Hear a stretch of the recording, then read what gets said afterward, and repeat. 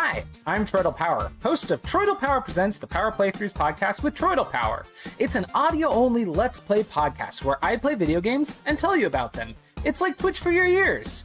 You can find Troidal Power Presents the Power Playthroughs podcast with Troidal Power on probablywork.com, geek2geekmedia.com, or you can look for me on Patreon to sponsor an episode. Troidal Power Presents the Power Playthroughs podcast with Troidal Power. Let's play video games.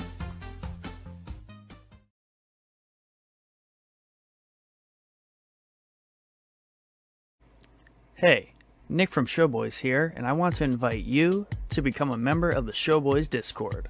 Our Discord is the one-stop shop for all things Showboys, from announcements to fun conversations, and of course, memes. Come get to know the Showboys staff and our growing community of pop culture fanatics. We have something for just about anyone.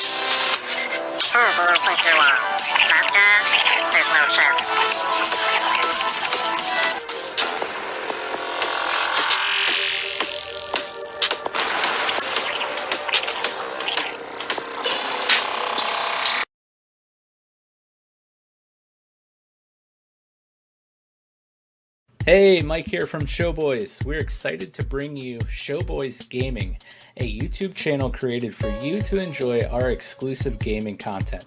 Anything from live streams to gaming videos will be found here. Go subscribe now so you don't miss out on any Showboys gaming content.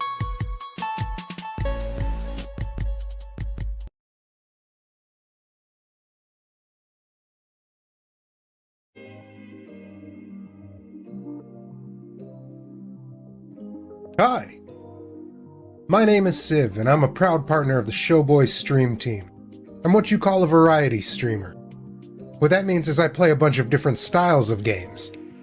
From platformers and shooters, to fighters and survival horror. We rarely play the same games twice, and it's normally a game I don't know anything about. What this means for you is fresh and interesting content, live on the regular. And if you're the kind of person who prefers to watch at their leisure, we have a YouTube channel where we upload content daily. I mean, with so many options, why haven't you joined the civilization yet?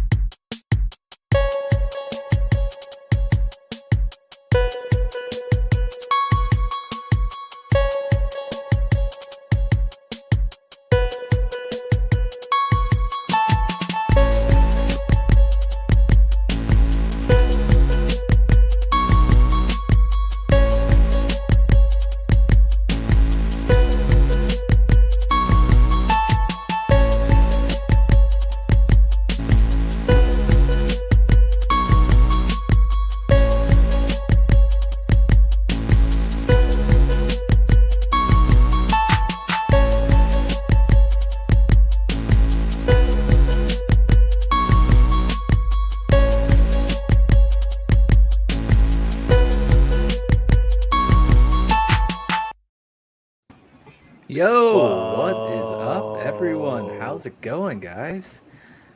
Mike here, as always, and we have another great episode for you guys tonight. Continuing our Spooktober series. Spooky. Yeah, spooky. We're about to get real spooky. I am joined by Nick. How you doing, buddy? I'm doing great. How are you? Swell. I'm so happy that it's 9 o'clock on Thursday night. But we also have Chad with us. What's up, Chad? What's up? And our resident streamer, stream partner, I should say, BioSiv. How you doing, buddy? What's going on, brother? Oh, not much, Just I was just admiring your lovely ad there before we started. I think it was clean. Oh yeah. My favorite part is when I don't know if you intentionally did this or if it was just a beautiful mistake, but like when the explosion happens right before the beat kicks in with High Noon. Separating the cut, man. That took days to figure out, like, man, So where's good. it gonna fall? Right Yes. on that. Yep, right when the explosion. I'm like, oh, okay, here we go. Yeah, that whole thing was fantastic. Yeah, so if you didn't notice, if you tuned in a little bit late, we There's ads. we have some ads, but it's not the type of ads that you would expect, I guess. They're all friends of ours, other indie content creators that we wanted to spotlight and promote and get the word out for. So make sure you guys are tuning in as soon as you see us go live so you can catch some promotion for some other content creators that we really enjoy. But yeah, Patreon, we have one. Sign up. You should go sign up right there. Seamless plug. That was a beautiful transition. Very on my part. great transition, Yes. Mike. Perfect. Yeah, we have a Patreon, patreon.com/showboyspodcast. We have several different tiers with a bunch of different fun perks and benefits and rewards and the like. For as little as $1 a month, you could support what we're doing here at Showboys. And yeah, it would mean a lot to us. So if you're able to, if you're in a spot where you can afford a buck or two a month, that would be amazing. But if not, we totally understand. And just the fact that you're here watching or listening means the world to us too. So the least you can do is join the Discord and have a lot of fun there. Exactly. The Discord's the place to be. As you saw in the ad block there, BioSiv is a new stream partner of Showboys. And you're streaming Monday through Thursday, correct?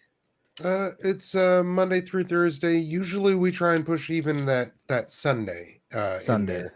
Okay. And it's usually in the evenings these days. You got it. Yeah, so make sure you guys are checking out all of BioSiv's stuff. His YouTube channel is listed as a featured channel of ours on our YouTube page. And you're also just BioSiv on Facebook, right? And the BioSiv on Twitch. Yes, on Twitch and Twitter, it's the BioSiv. On Facebook and YouTube, it's just BioSiv. There you go. Yeah, lovely variety streamer. We enjoy what you do over there. Make sure you guys go check him out. And the last little plug before we get started here, I am starting a new podcast with my lovely wife called Couple Conversations. Our first episode's tomorrow, actually. But yeah, it's just going to be a fun little thing to get to know me and my wife, and a place where we can just kind of intentionally talk about our relationship and the things that we've learned in our 10 years of marriage and 14 or 15 years of being together in a relationship. We just encourage you to come hang out with us and join in the conversation over there. We also will be streaming on YouTube. And is that a featured channel on Showboys YouTube page? It is as of today. It finally showed up in the YouTube search. You guys are legit now. We're official. But we got all that stuff out of the way. Nick, what are we talking about tonight? Tonight, kind of, second episode of our Spooktober series, special 5-episode series, I believe, because it's a long month, going to have lots of spooky content, and everyone loves this. I don't know. Everyone just is so excited about October and the spooky season. But last week we talked about kind of movies, shows, and that realm of things. And this week, as kind of like the monthly What's Playing, we're going to talk about scary games. spooky gaming stories and different things along those lines. So that is why we have our resident gamers, Chad and Bio here. They're always a great assistance to these conversations because they play, in my opinion, they play more games than me. I don't know if they play more games than you. You've been playing a lot of Timberborn, and that game looks terrifying. So scary, man. Just all those beavers running around. Yeah. I guess if you're afraid of beavers, it would be a terrifying That's game. true. Yeah, definitely. But yeah, basically this is going to be the gaming version of our episode last week where we talked about, movies that, scared us when we were kids or left a lasting impression on us. Still today, we're just going to do the flip side and talk about games that scare the crap out of us. Or we even have some cool like gaming urban legends or things like that we can talk about too that I'm excited to get into. But yeah, we got to start the show off with the classic underfunded yo. Thank you for tuning in and getting us started with the yo. Is there extra O's in that yo? I don't know. Looks like there is. There's normally 5, and it looks like there's like 6 or 7 in there. He must be really excited. Yeah, he's hype. It's the ad. I was just gonna say it was the ad at the beginning. Yeah, exactly. Speaking of, he said the ads was so cool and amazing of you guys. Well, hey, you're cool for letting us. Yeah, you're the one that built a cool looking game. Let's be honest here. We just put you at the beginning of our podcast. So. Right, exactly. I'm gonna edit down the 2-minute clip made for you guys next time for the new update. All right.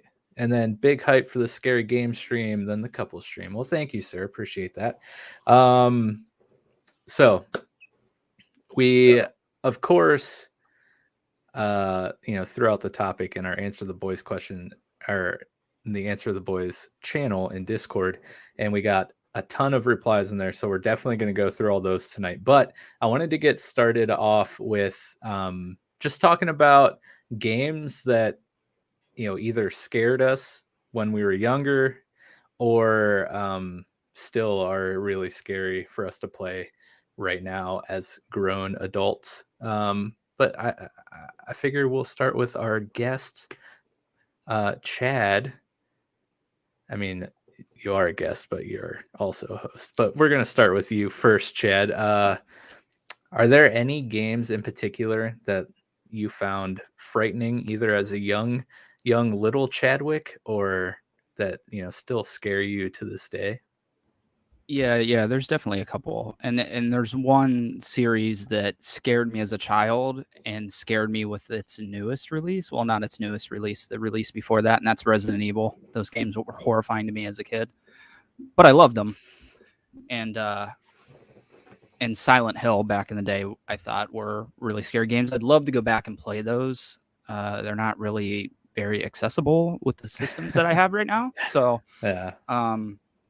Outside of like the remakes and the remasters and all that, but I don't think Silent Hill is ever going to get that. So it's just one of those titles that I loved from my childhood that I'll never see again, probably, along with Castlevania and stuff. Yeah, but the game that absolutely horrified me, literally, and it was like 4 years ago, so I was like an adult, was Resident Evil 7. And I think I might have talked about it before, but I beat it in a day, straight through, beginning to end. Not because I thought it was a fantastic game and I was having the greatest time of my life, just because I wanted to beat it, and it was horrifying me at almost every corner of the game. It was horrifying me. So I don't know. Did you guys ever play the new Resident Evils? I know Bio's shaking his head. I have not. Nor have I. But I'm going to look here in my Steam library and see which of the recent Resident Evils I bought. Y'all are missing out. I have 7. Is that what you're talking about? Yes, right Biohazard. Yeah. Okay. Yep. I have that. I don't like being scared. So I got to be honest with you. That might have been a joke for you, but I am that way. So as far as gaming, scary games go, they're probably few and far between in any games I ever play. However, if it's October, I typically always play some sort of scary game. But I think Kojima released like a trailer for a game that he was working on back in the day called PT. I'm sure you guys have heard of it. Oh yeah. And it got like a cult following. It's just a demo essentially, and then the game never ended up happening. But I think Capcom took notice of that and decided to do like a soft reboot on Resident Evil with Resident Evil 7, moving it to a first-person camera, bringing back some of the survival horror elements and getting rid of the action movie crap. Mm-hmm. And it worked really well, really, really well. And they even did a playable teaser too. That was, I can't remember the name of it, like the first hour or something. I can't remember, but it just had a very found footage style game, which it doesn't really exist outside of like the Outlast series and a couple other ones. Nothing to a AAA scale as Resident Evil. So the demo was really, really good. I absolutely loved the demo, which is what made me buy the game. However, the game, it's horrifying. Maybe you disagree with me. If you're listening and you disagree with me, I'm sorry, but that game absolutely horrified me. There's just something about it, man. It's something about that creepy family, and you're like down in the bayou in Louisiana, which is already like a horrifying area to think about, and then you add all this stuff into it, and then there's something. I hate survival horror, some survival horror elements in games like low ammo and that stuff, but this game does it really well to the point where I didn't hate it as much as I do in every other game. You know, I just always hate getting to a point where you're out of bullets and you're just running around. And the prime example is before I came down here, I was playing Alan Wake, the remaster of Alan Wake, and I ran out of bullets in a specific part of this game. And it was at the top of a mountain that I just climbed to get to a radio tower. And I had one guy left that I couldn't kill. I didn't have anything. All I had was the flashlight. So he literally followed me down the entire mountain. And if you know which part I'm talking about, it's quite a ways. And like, it always, as soon as you see him, it always gives you like a slow-mo and the music tensons and stuff. So it's like the whole way down the mountain. It was like the most infuriating thing I've ever encountered in a game. And then I think I got to that bottom of the mountain and ended up dying to this dude who had been chasing me for 15 minutes. And Alan Wake is an old game, so the saves aren't that great. So I started back at the beginning of me going up the mountain. And I was like, screw it, I'm not, it's like an optional area you don't have to go to. I was like, okay, I saw what was up there. I'm not going back up there again because that was a nightmare. So Bio, what about you, sir? I had chimed in last week actually, while you guys were doing the podcast. So for me, it was, and perfect timing, by the way. I don't know if you saw, they dropped a Resident Evil trailer today. Yeah, I was totally going to get to that as soon as you got done talking.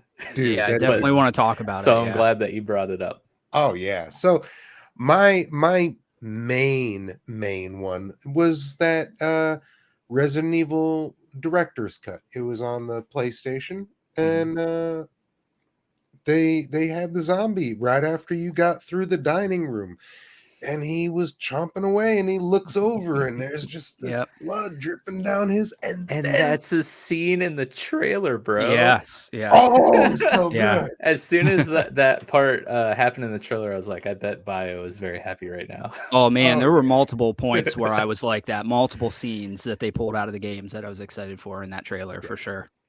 Looking forward to it. But yeah, so for me, like, that was the game that freaked me out. Like, and so the whole thing was, I didn't know anything about Resident Evil when the game, ended up in my possession. Right. I got a PlayStation, and my mother was like, here's 3 video games. And, like, I know you like Doom, you have it on the computer. So here's that. Here's the game that's similar to that, I'm guessing. It's called Resident Evil. And then here's this Tomb Raider game. And I was like, cool. And I threw in Resident Evil not knowing what it was. And I was like, this is going to be cool. I'm going to just shoot some zombies. This is going to be awesome. That scene happens. Shut off the game. Yeah. Didn't turn it on. Honest to goodness, I did not turn the game back on for like 3-4 months. I had trouble sleeping. It was Yeah. horrible. And then finally I said, you know what? I have to beat this game. There's Yeah. no way around it, you know? Yeah. And so I kicked it back on. And after that scene, and I was like, oh, these zombies are chumps. Okay, this Yeah. isn't so bad. That was cool. And I became like super fan, you know? Yeah. Nice. It's funny because I bet if you go back and play that scene today, it's like the most non-scary thing that you could ever imagine. Because Just the like a graphics are, Minecraft you know, character yeah, like turning yeah, around. right. It is Barely so you can't even see any teeth or anything. Now you can see like the veins Yeah. bulging in their necks and stuff. But let me tell you, when they redid it, when they had that HD remaster and they did that, oh yeah, loved it. They gave it so much justice. I The really- eyeball actually twitched and Yeah. rolled around. Yeah. I was like, oh, Yeah. no. I know it's probably never going to happen, but I would love for them to remake the original Resident Evil in the engine that they used for the remake of 2, which is not what the HD remaster still has the tank controls and kind of the crappy Right. stuff from the original game. But I think they're working on Resident Evil 4 now in that That's what I've been seeing. system. So Great game. you know, I thought maybe we'll get it someday. I doubt they'll ever do it because I think they probably look at it and say, well, we already remastered it. Yeah. You know what I mean? Just cut their losses. But I would love to go back and play that original one and that, you know, That'd be fantastic. the remake. Yeah. I know Nick was a big fan of your story from last week. Oh, that thing was great. Oh no, wait. Yeah, the story about signs, was that? Yeah, it was the science story. Like picking up the bootleg copy when you got sent overseas for bad grades. I mean, that could be kind of like its own movie in the science universe where Love it. Yeah, man. So the Resident Evil games for sure. I just watched the trailer while you guys were talking. I didn't see Yeah, it yet. let's do you want to go through Yeah. the games or you want to break down the No, trailer? let's talk about the trailer. Because I don't really have much to say other than I loved those games. 2 and 4 were amazing and definitely creepy.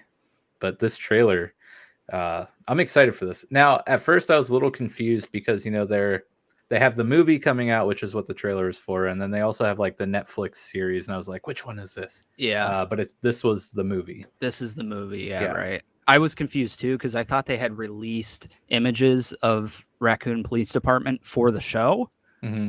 but I guess it was for this movie because it's the exact scene that they show in the trailer. Hmm. But yeah, I mean, multiple times, like from the liquor coming down from the ceiling that happens in Resident Evil 2, the helicopter crash, all the stuff they were nailing. My only concern for it is that they're doing 2 games in one, and really those games should be one movie apiece. In my opinion, That's it what could I'm worried about. right. It could feel a little rushed or a little thrown together, but they're seemingly nailing everything, even down to the zombie turning his head. They've got Dr. Birkin in there now and all that stuff. So, I mean, I'm really excited for it, but we'll see. You know, we have a bad history with Resident Evil movies. So, video game movies in general. Yes. What do you think about the trailer, Bio? Oh, I look, I only caught wind of the trailer maybe half an hour before we jumped in here, and I went through it just one time, and I was very, very excited. But then I also got nervous, like Chad said. I was looking at it, and I was like, "Oh, sweet, they're back at the mansion. Oh, wait, they're at the police station. right. Oh, wait, she's wearing a red jacket. Yeah. Oh, this is like future Claire, Leon. Yeah, that's what I was getting out of it. You know, Chris, Jill in the past. flashback. But it's simultaneous. Like, what's going on here? So it's cool that I get both sides of, you know, like of what's happening, but to condense it into one movie worries me a little. Yeah. But it looks like they're staying true to what the video game story was.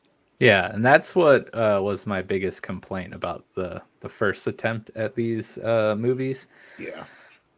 Because the story of the games, well, at the time, like Resident Evil 2 was like my favorite game, and I was like, literally, all you have to do is tell this story. Like the Right. story's already there. Just Right. recreate it in live action. It's not rocket science. And then they did what they did, and I was like, oh god, what have we done?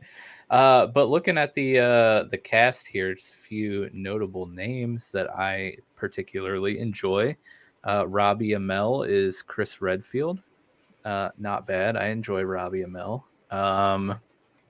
Tom Hopper as Albert Wesker. He is Tom Hopper. He's the I forget his name in the Umbrella Academy, but he's like the big, huge, muscular, hairy dude who lived on the moon. Yeah.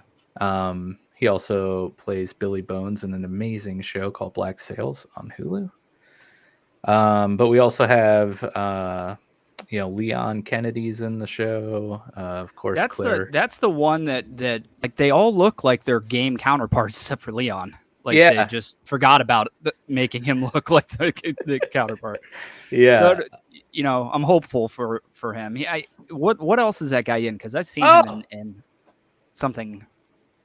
I don't know, but this Nick, can you please play the breaking news soundbite, please? This calls for it. Where did that go? I hope the suspense. Breaking news. Okay. Probably the biggest casting announcement for Resident Evil. Welcome to Raccoon City. Sorry, I had to scroll up to the top of the page because I didn't know the full title. Yeah, it's really long. Is Brad Vickers, who is played by Nathan Dales, which, Nick, you would know Nathan Dales from a little show called Letterkenny and a little character called Daryl. Oh, that's great. It's Derry. Who's Brad Vickers, though? I don't know, but now every time I see Brad Vickers in this movie, I'm just going to be like, wow, it's Derry. I know who Brad Vickers is. Is he the... He got trapped in front of the police station by Nemesis in the third game. Oh, okay. Dude, I remember you trying to find him and when you played through 3 on your stream. He totally looks like him too. Doesn't he? I looked up his game character. Yeah, that's so him. Wow. Dude, That's I what I'm love saying. it. They nailed all the casting except for Leon, which I don't know. Maybe they couldn't find somebody, but they really wanted him. Yeah, great actor, maybe. Leon always had like a Leonardo DiCaprio look to him. If you ask me, like 90s Leonardo DiCaprio with his haircut and everything. Yeah, that would be a power play. Yeah, right. Snag that's Leo a lot of for money. this. Yeah. Yeah. Well, that's really good, actually. Yeah, I'm excited about this though. It comes out November 24th, which a little sad that they kind of whiffed October, yeah. But hey, maybe COVID, I don't know. I'll just give them benefit of the doubt and say COVID maybe had something to do with that, but close enough. They're only a month off. But yeah, excited about this and exclusively in theaters. Whoa. Which to me is exciting because I got to save the theaters, bro. Yeah, we'll see. Yeah, well, I mean, we'll see, man. I'm hopeful for it for sure, but definitely, it's going to be really funny if it's really bad, but it tells the story of the games, which we've all been complaining about. They're going to be like, "What? This is what you wanted." If and this is bad, it's just a doomed. It's just doomed. Yeah. Well, here, if you can't turn a zombie horror video game into a good movie, then you should probably not make any video game movies, period, because you're going to screw them all up because there's not an easier one to do. Right. We got to get through some comments here. So first off, Underfunded says, I didn't even think about the spooky Herobrine legend in Minecraft, which I learned about today because as I was doing research. Minecraft in general is pretty scary. I wouldn't know. But Jordan has been trying to talk Nick and I into playing Minecraft. And I think, did he talk about it on the episode last week? Or was it like before or after when we were chatting? He mentioned it briefly last week, but he's talked about it in more length in terms of that that scary sub game in Minecraft. Yes, and then we have Aaron Rivard. Hopefully, I said your name correct there, sir. He says Resident Evil has always been crazy scary. Phasmophobia has to be in my top 5 now, though, as far as jump scares. Another game that Jordan has been trying to convince Nick and I to play with him for quite some time. Is that the that's the like ghost hunting? Yeah. That it looks cool. It looks definitely cool, but yeah, I'm not a multiplayer guy, so if they maybe have a single player story, I might dive into it. But yes. So is Resident Evil the only game that really got to you, Bio, or are there any other games? Sorry, I have the hiccups. I mean, there are a couple of different times random things got me. Most of the time, now that I think about it, it's been the freaking ghosts in the Mario series. Not even joking. Thinking about it, like go back to when I'm like 4 years old. I was playing the original Super Mario Brothers. And I got to it was a Bowser level, and the music with the and that just freaked me out. It was nighttime, it was no lights on, and so I shut that off and came back to that later. Super Mario 3, the ghost houses, those were always crazy. Like I had trouble with that, just feeling comfortable with that. Right. Super Mario 64, Boo's little maze thing that you had to jump into, that was messed up. You knocked out one of the ghosts from behind, and like a carousel came out, and then you would get miniaturized and thrown into it, and it was a haunted carousel. The music that they played in that was literally haunting. Right. Some of that older music can be really, really creepy if you go back and listen to it. Yeah. I don't know if any of you guys have listened to like vaporwave music. I mean, this isn't like old 8-bit video game music, but look up vaporwave anywhere really. And that music is just very unsettling to me. And maybe it's because I love analog horror, and a lot of analog horror uses vaporwave music in like the videos. Okay. So it's just like forever linked in my brain to a type of horror.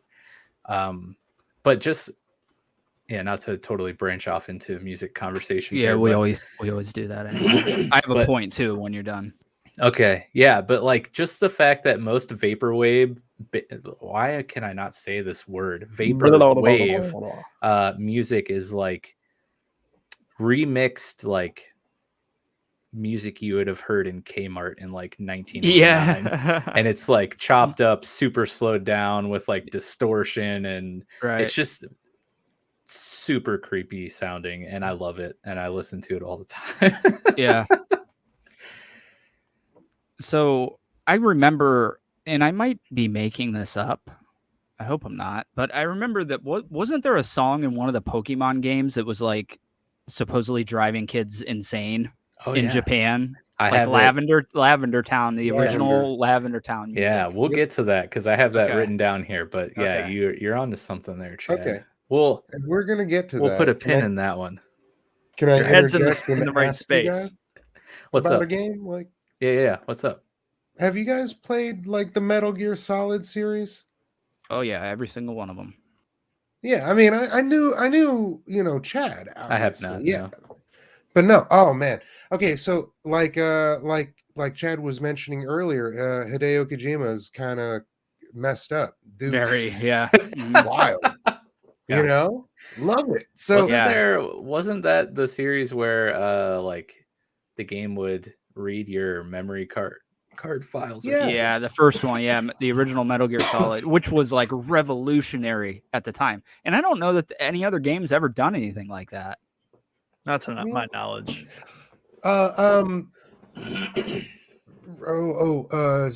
Sanity, Eternal Darkness, Sanity's Requiem.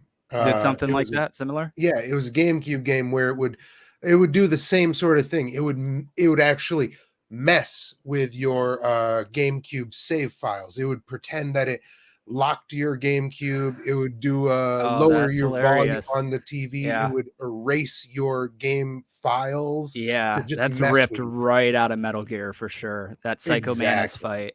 It was so It- cool. I mean, there's not a kid that played through that game and did that boss fight that didn't try to change their channel when the little Hideo thing came up. Instead of saying video, it said Hideo 1, and that was like when you had no signal on the TV back in the day. So yeah, I mean, it's a brilliant boss fight. Even going back and playing it now, it's still really cool to look at, and Dude, something they were doing in 1998.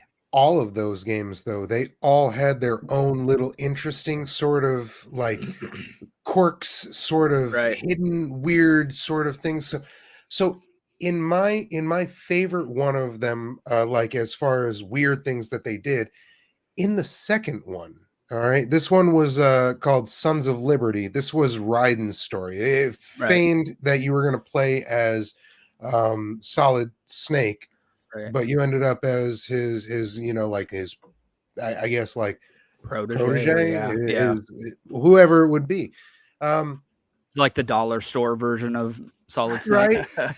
yeah. He was the knockoff in a VR training session. Yeah. And as you get to the end of the game starts glitching out. It starts freaking out. Like you get hit and then you die, like just randomly. And it would do the music, dun, dun, dun, dun, dun, dun, dun, dun, and it shoot you into the corner, and you're like, how come I can't go down to continue? What's not happening?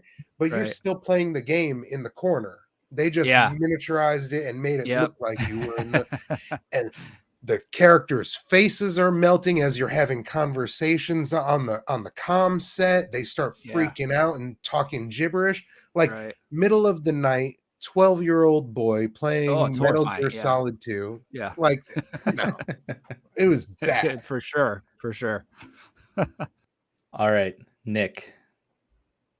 Do you have any games that you found particularly scary? I think I have a hard time separating like scary with like anxiety ridden, like when it comes to playing the game. But like truly like kind of like scared.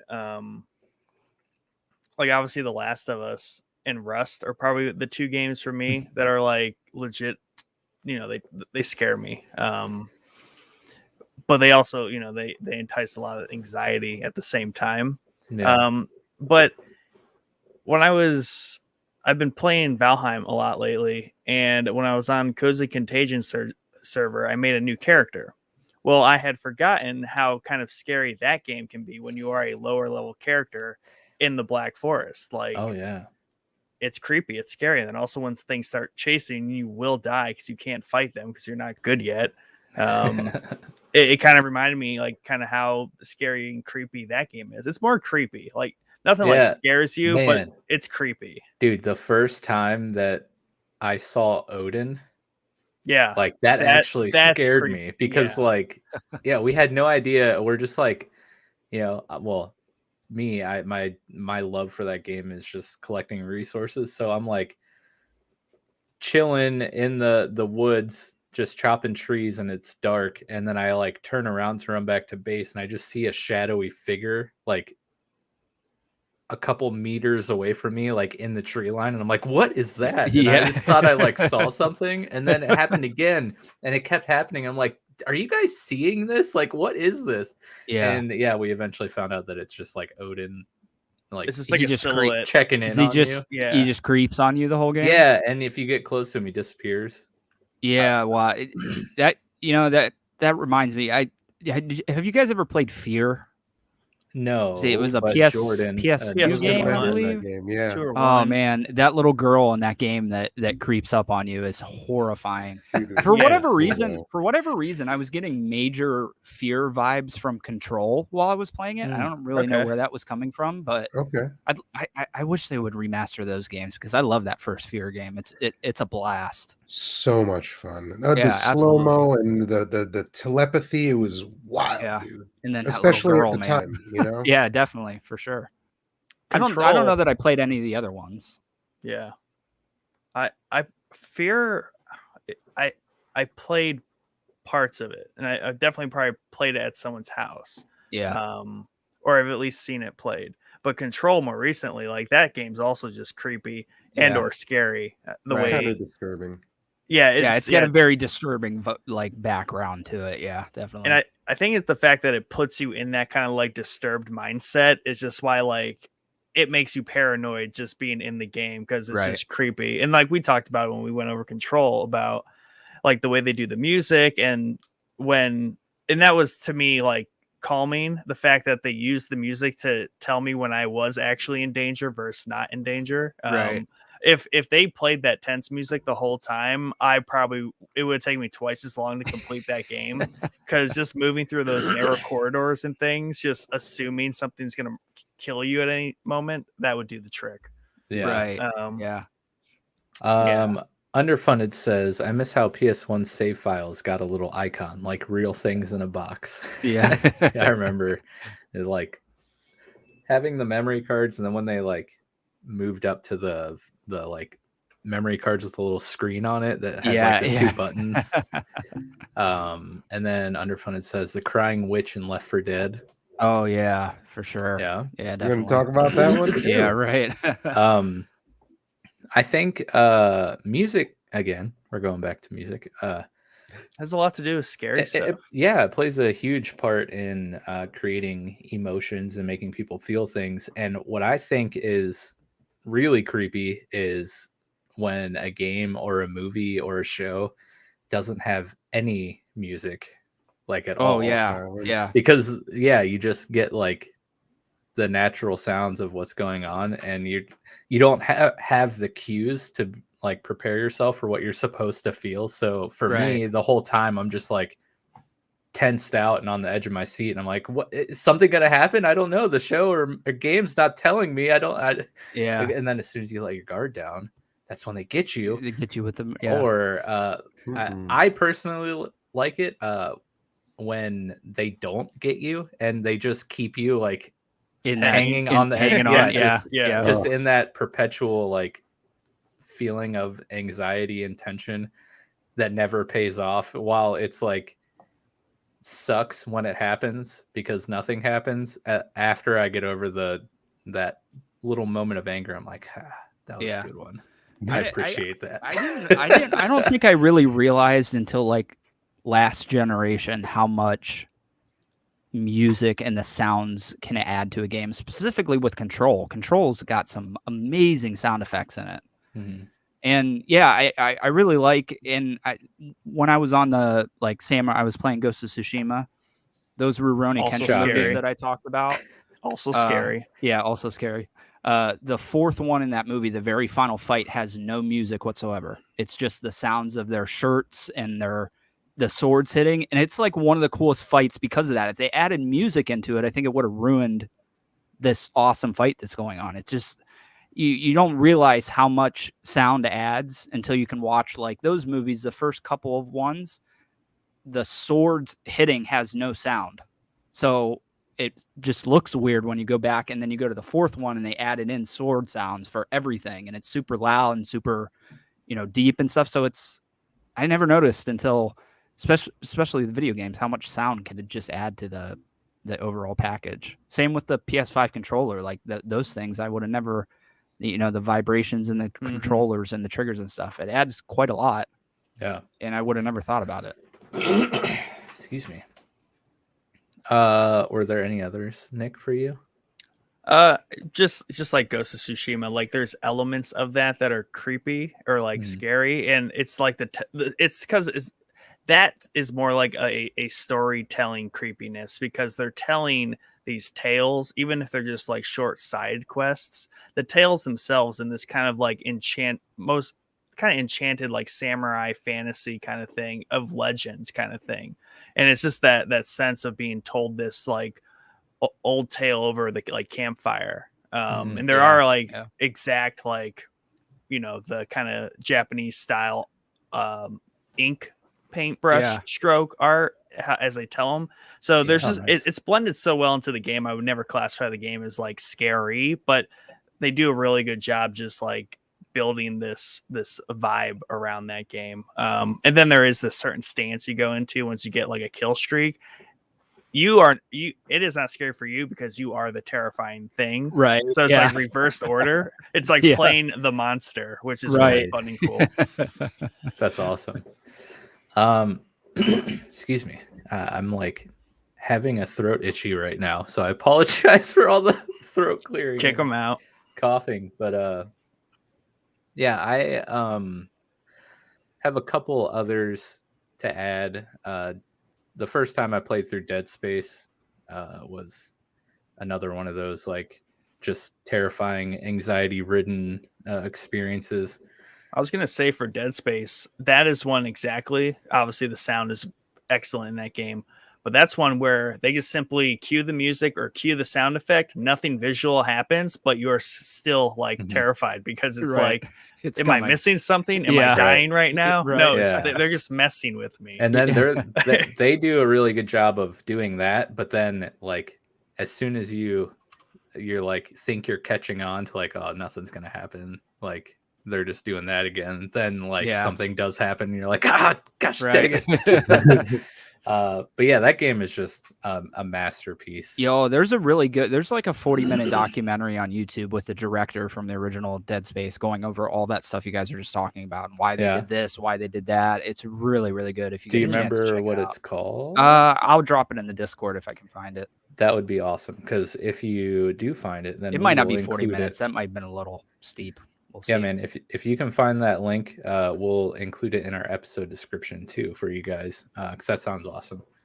But yeah, just Dead Space did an amazing job of creating the tension with, I mean, we talked about it last week, I think, too, of just creating the tension with the sound effects, the sound design, the isolation of being on a spaceship in the middle of space. So like, even if you wanted to try to run away from, the creepy aliens and stuff, you can't, because you either go float through space and die, or these aliens kill you. Like, so you have that, and then the survival horror aspect where, it is very Resident Evil-esque.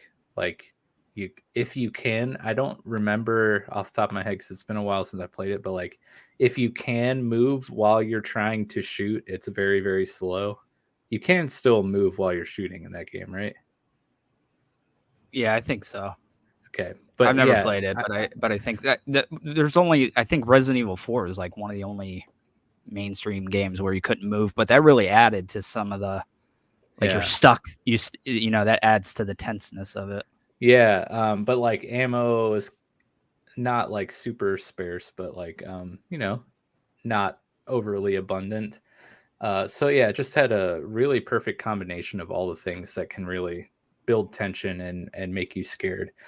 Like Chad talked about PT. I remember stumbling on that somehow on the PlayStation Store without knowing what it was, and playing through it and being extremely terrified for being just a short teaser demo. Yeah, that was very well executed. It's very for creepy. Sure. Yeah, for sure. If you never got a chance to playing it, you basically like wake up in a room, walk through a door, and it's just a hallway where you walk straight, and then you have like a 90-degree corner, walk straight. There's like a bathroom. Mike's internet is the word that it lagged. Bathroom. I mean, you want to talk about scary? Yeah, right. That's creepy. Look at this screen capture. Yeah, the screen capture is fantastic. It'll all shake out on the end just fine, I think. Nope. Poor Mike. But yeah, so that's the episode. Right there. No, what a way to end. Well, have you guys heard of the game Deadly Premonition? Oh, there's Mike. Okay, never mind. Am I back? Yeah, you're back. Yeah, you're back. Hello? A little Okay. blurry. Looks like you got That roughed would have up. been great if you guys just like didn't tell me I ever came back and I just sat here the rest of the episode. Yeah, Like, yeah. help me. Anyways, Underfunded scientist says Mike sounds like a drowning robot. Well, yes, that is deadly Yes. accurate. maybe Yeah. I am Trying to find the bathroom. I'm sorry. I even set my Google Wi-Fi to make my PC a priority, but apparently it didn't listen. But yeah, so you're just walking down hallways. You get to a door at the end of the hallway, and it just starts you over at the beginning of the hallway. And as you like find clues and interact with the environment around you, like creepy stuff starts happening, and it unlocks different things, and it's just terrifying. Like really. And that was like a teaser for Silent Hills with Norman Reedus that never actually happened, that everyone kind of got super sad about. Yeah, I think everybody's still bent out of shape about it, to be honest, and they have a right to be, because just that would have teaser been was amazing. So yeah.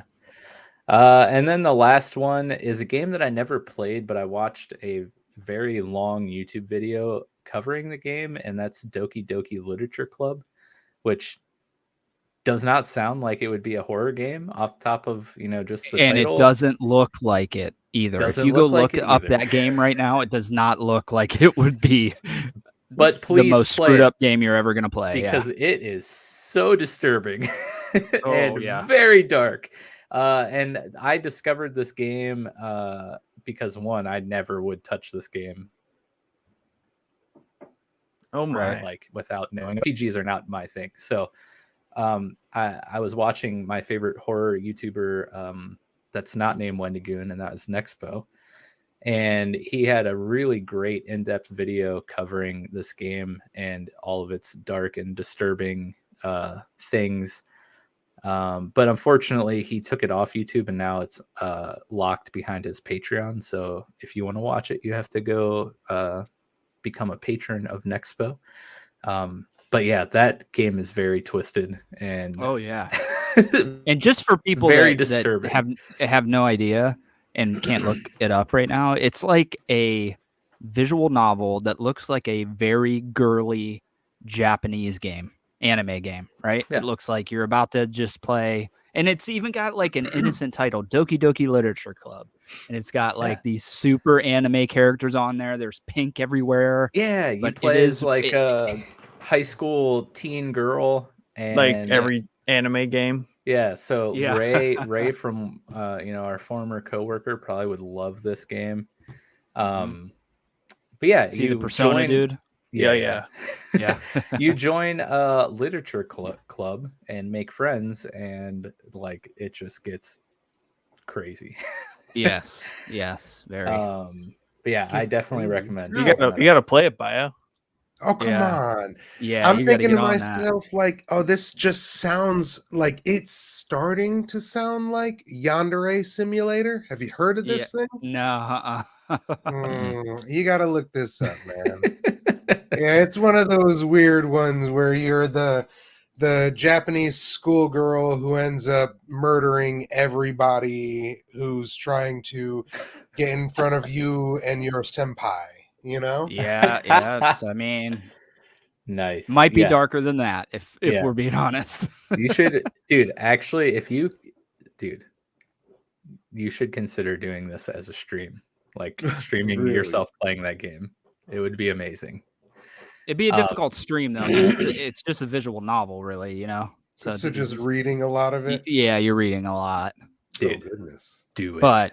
But might be kind of cool for October because it's pretty screwed up. Yeah. I can't remember how long. I have to look up how long it takes to get through it. Yeah, if it's not too terribly long, it would be maybe doable. Yeah, in the least, you guys should all definitely look the game up and like look up some videos of people like breaking it down and stuff, because it's up there with some of the more messed up things, and it's great. Yeah, the main story, to beat the main story, it's 4 hours long, which is there you go, Bio. That's like two nice streams, bro. Yeah, 2 streams, more like 6. Like if We're right here on the edge, guys. We're about to finish this tonight. Exactly. If you've ever watched a BioSiv stream, you know those are the infamous last words. He's like, oh man, yeah, I feel like we're really close to beating it, and it ends up he's like 45% of the way through the game, and we end up streaming it for another week. They're really good at feigning the end. Okay. Yeah. So great. This should be a good 1 weeker. It sounds like. Yeah, dude. Oh man, I would be watching that all. Yeah, those are my 3. I don't typically like play too many like super scary games. I do remember getting into Outlast a little bit on PS4, and that was a pretty good horror game to play. Yeah, I kind of wanted to get into those games, but I was gonna say, did you like those games? yeah, I never played it, so I would love to get into them. But there's like 3 of them, right? Yeah, there are 3 of them. It's just a bunch of hiding. Like... Right. Yeah. See, that's kind of where that's what I don't like about scary games. Alien Isolation did that really well. I thought personally. That game's been on my Steam wish list for like Isolation since it came out. Dude, it's on sale right now. Yeah. I mean, it's by far the best Alien game ever made, without a doubt. I don't know that it's for better sure. Than the AVPs. Yeah. There's no comparison. There's no comparison. Oh yeah. But just the I'm not a big fan of horror games forcing you to hide around corners all the time and wait for scary things to run past you. However, that's kind of what Alien is. That's what exactly. a majority of those movies are, outside of like Aliens, which was an action movie, not a horror movie. I guess that makes sense. And the xenomorph is the most horrifying thing I mean, it's like my top scariest monster of all time. That thing's just horrifying. It's always dripping wet. Yeah. It's just so disturbing. much slobber. So disturbing. Yeah. But yeah, that game did that really well. But outside of that, like now that you told me about that Outlast, that's what you do. I'm like, yeah, I'm out. Like I want to like at least have a way to fight back if I need to. I don't want to just hide. Only in the first one. The second one, they literally said you cannot fight back. You are just hiding the whole time in the second game. Yeah, not into that. Not for me. Yeah, not for me either. I kind of wanted to check out the Blair Witch game because I love the Blair Witch movies, and the game got relatively decent reviews. And it's like a first-person Outlast-y kind of game in the woods of Maryland. Do you want a good like Outlast sort of game? Try yeah, you had popped in the other day. I'm gonna say The Evil Within. It's exactly like Outlast, but the Resident Evil 4 third person over the shoulder thing. Yeah, I definitely want to check those games out because they've always intrigued me. They've always been in my like backlog of games I want to get to, and I never do, but someday maybe. Yeah. Nice. So the other part of the episode here that I wanted to get into, which could be really fun, depending on if any of you guys were able to find anything on this or know of anything off the top of your head, but I thought it'd be fun to dive into some like gaming urban legends or even some like weird true stories behind a game, or that may be creepy or scary or disturbing of some sort. So yeah, that's what we're gonna get into next, and then we have the Answer the Boys stuff to get into, and then of course Nick and I need to review each other's movie suggestions that we made last week and pick the movie that we're going to be reviewing next week from your suggestions, or Chad, Bio, if you guys have a horror movie that you are particularly fond of that you think Nick and I have not seen and want to suggest it during that segment too, like feel free to. But moving on to the urban legend portion, I'll go through some of the more interesting ones that I've kind of been a fan of or stumbled upon in my research. And then if you guys know of any other ones or found any other ones, feel free to chime in, and anyone out there watching the live stream also feel free to chime in. But the first one, excuse me, And probably the most notable one that comes to mind for me is the Polybius arcade machine. I don't know if you guys have heard of this. And it also made a brief cameo in Loki, by the way. The arcade really? cabinet was in a scene Huh. there as Loki, you know, paid homage to a lot of weird, like, historical stuff, like, you know, the DB Cooper thing. It had Polybius in the background, and a couple other things that off the top of my head I can't recall. But yeah, the arcade cabinet was in a scene in Loki. But the story behind this is this was an arcade game that had a few machines containing the game Polybius, which I might be saying that wrong. But these were released for a short time back in 1981 in the city of Portland. And it's reported that people who played this game suffered from a host of side effects, including nausea, insomnia, amnesia, suicidal thoughts, and loss of emotion.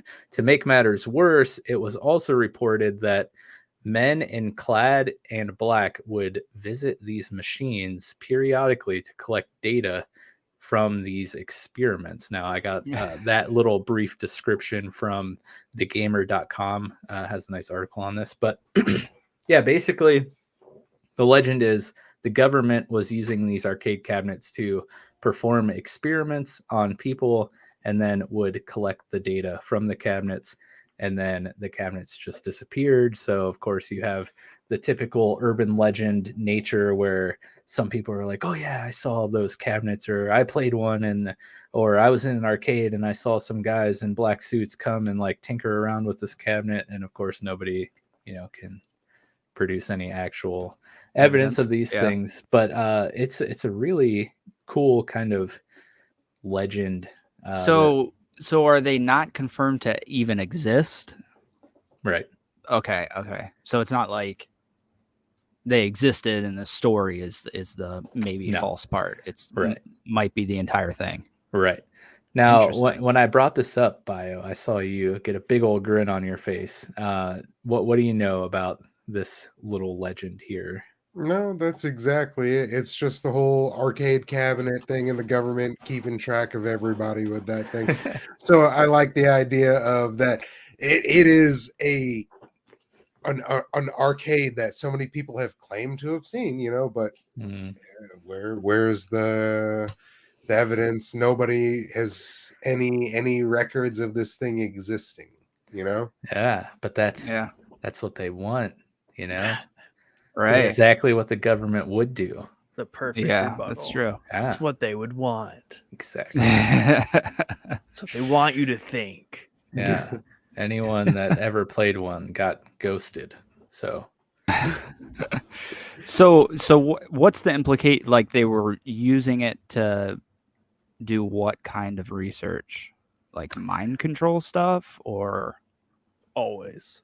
Yeah, I don't know. Maybe our live stream producer Pixel Nick could look up the specific details. You can research the story you brought up yourself. You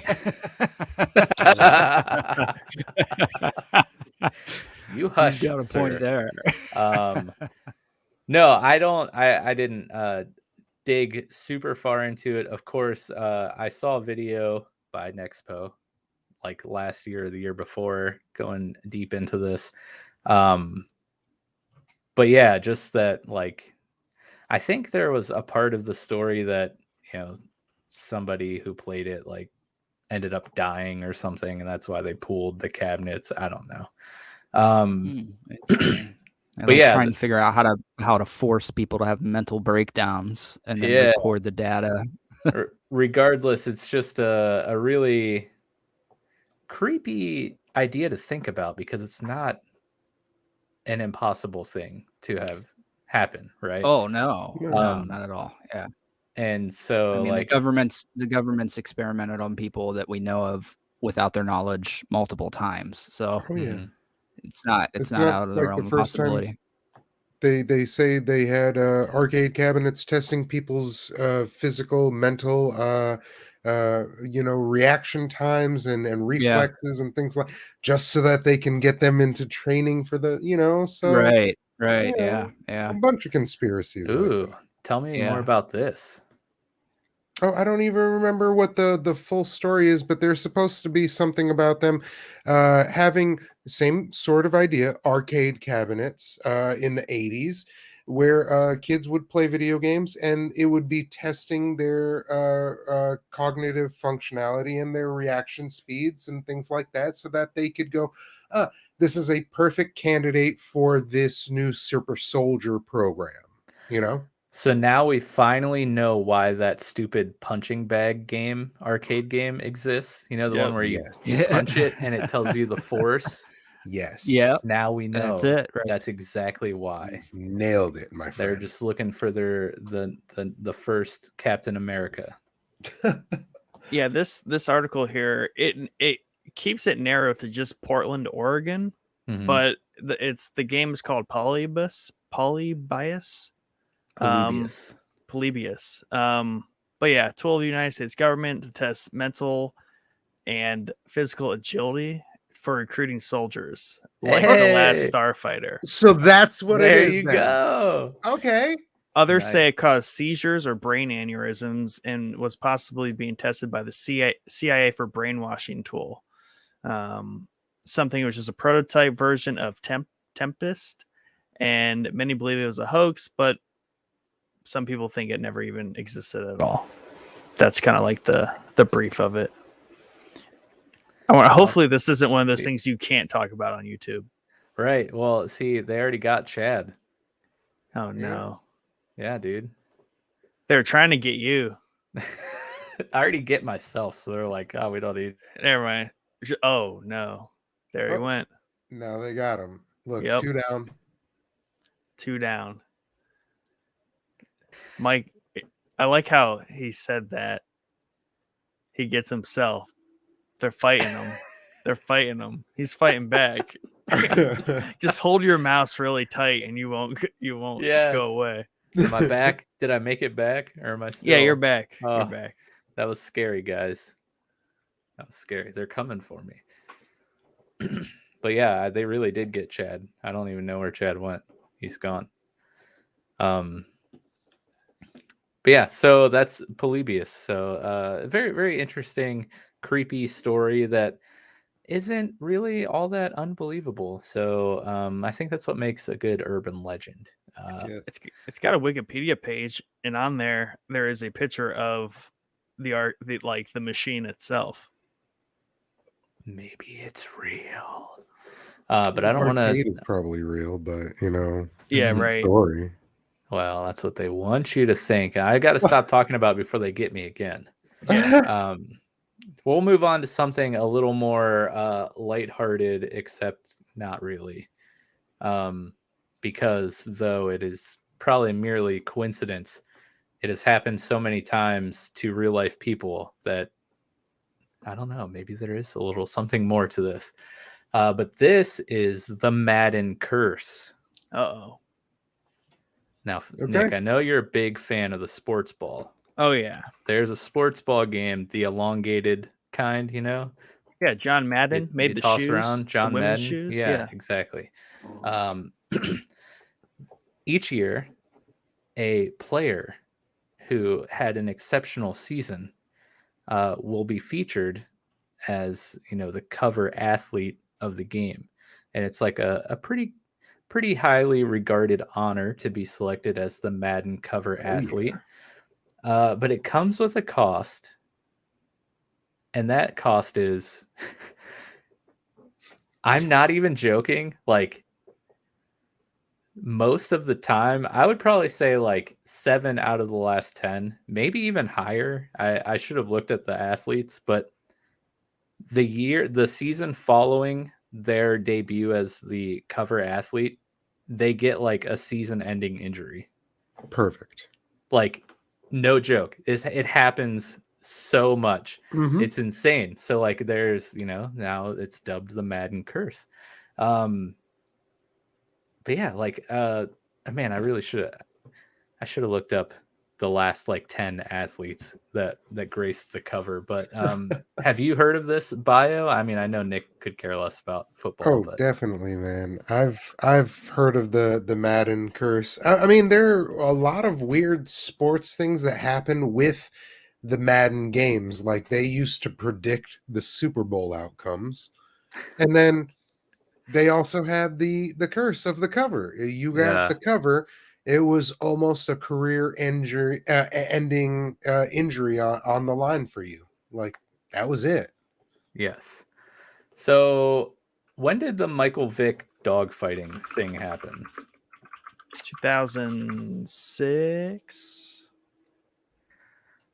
The investigation began in 2007. Hoo-hoo, I'm good.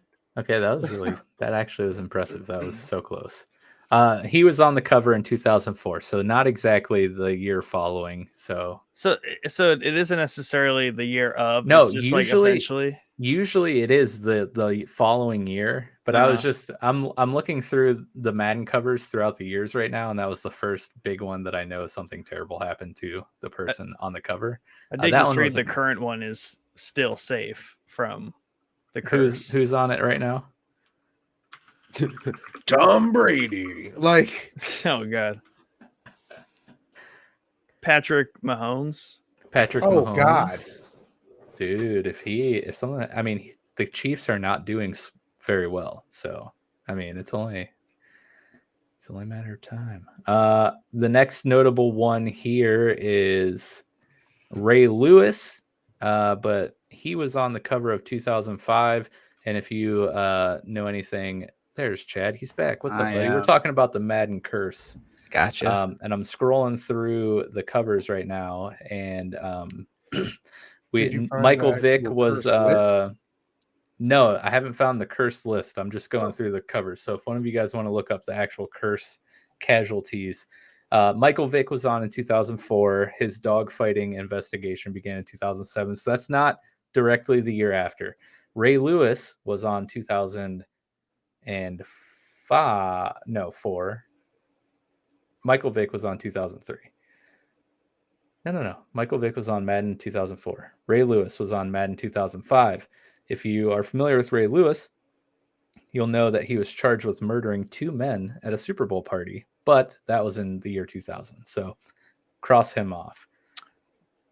Oh, okay. It's Lamar Jackson on the 21 cover. Patrick Mahomes is on the 20 cover. He got a midseason knee injury that cost him 2 games, and his performances dropped. So not necessarily like That career seems ending. Yeah, but that seems to be the theme with the Madden curses is it's either a season-ending injury or their rapid decline in productivity. Check it out, man. 2002, Dante Culpepper. As the season began, Culpepper looked like a shell of his former self, which led to a 4-7 record before his season-ending knee injury. Yeah. Yeah. Okay. You said Michael Vick in 2004, 2005, Ray Lewis, 2006, Donovan McNabb. I don't know who that is. He's a pretty good quarterback for the old I don't do Philadelphia sports, Eagles. okay, well, you did mention Tom Brady, and he was on the 18 cover. Oh. This highlight is good because it basically says he had the best like statistical season ever, but the New England Patriots lost the Super Bowl that year. Yeah. So that's all they got going for there. So he seems to be immune to the curse. Yeah, right. Yeah, there's a couple of them like that. The other big one I think was like who's the halfback for Cleveland? Peyton Hillis. Peyton Hillis. Yeah. Peyton Hillis, I think let me look up the stats real quick because I remember laughing at it because he's 2012. The biggest one-hit wonder probably to ever grace a football field. Oh, for sure. For sure. For sure. And it's so weird because that season they put him on the cover. The season before that, he was a stud. Yeah. He was demolishing. So I found a list of 8. So Garrison Hurst, running back for the San Francisco 49ers, was on Madden 99. He suffered a broken ankle in a playoff game against the Atlanta Falcons the following season. Botched surgery meant to fix his ankle would cause Hurst to spend 2 seasons on the bench recovering from the injury. So that's pretty big. Brett Favre in Madden 2009. Yep.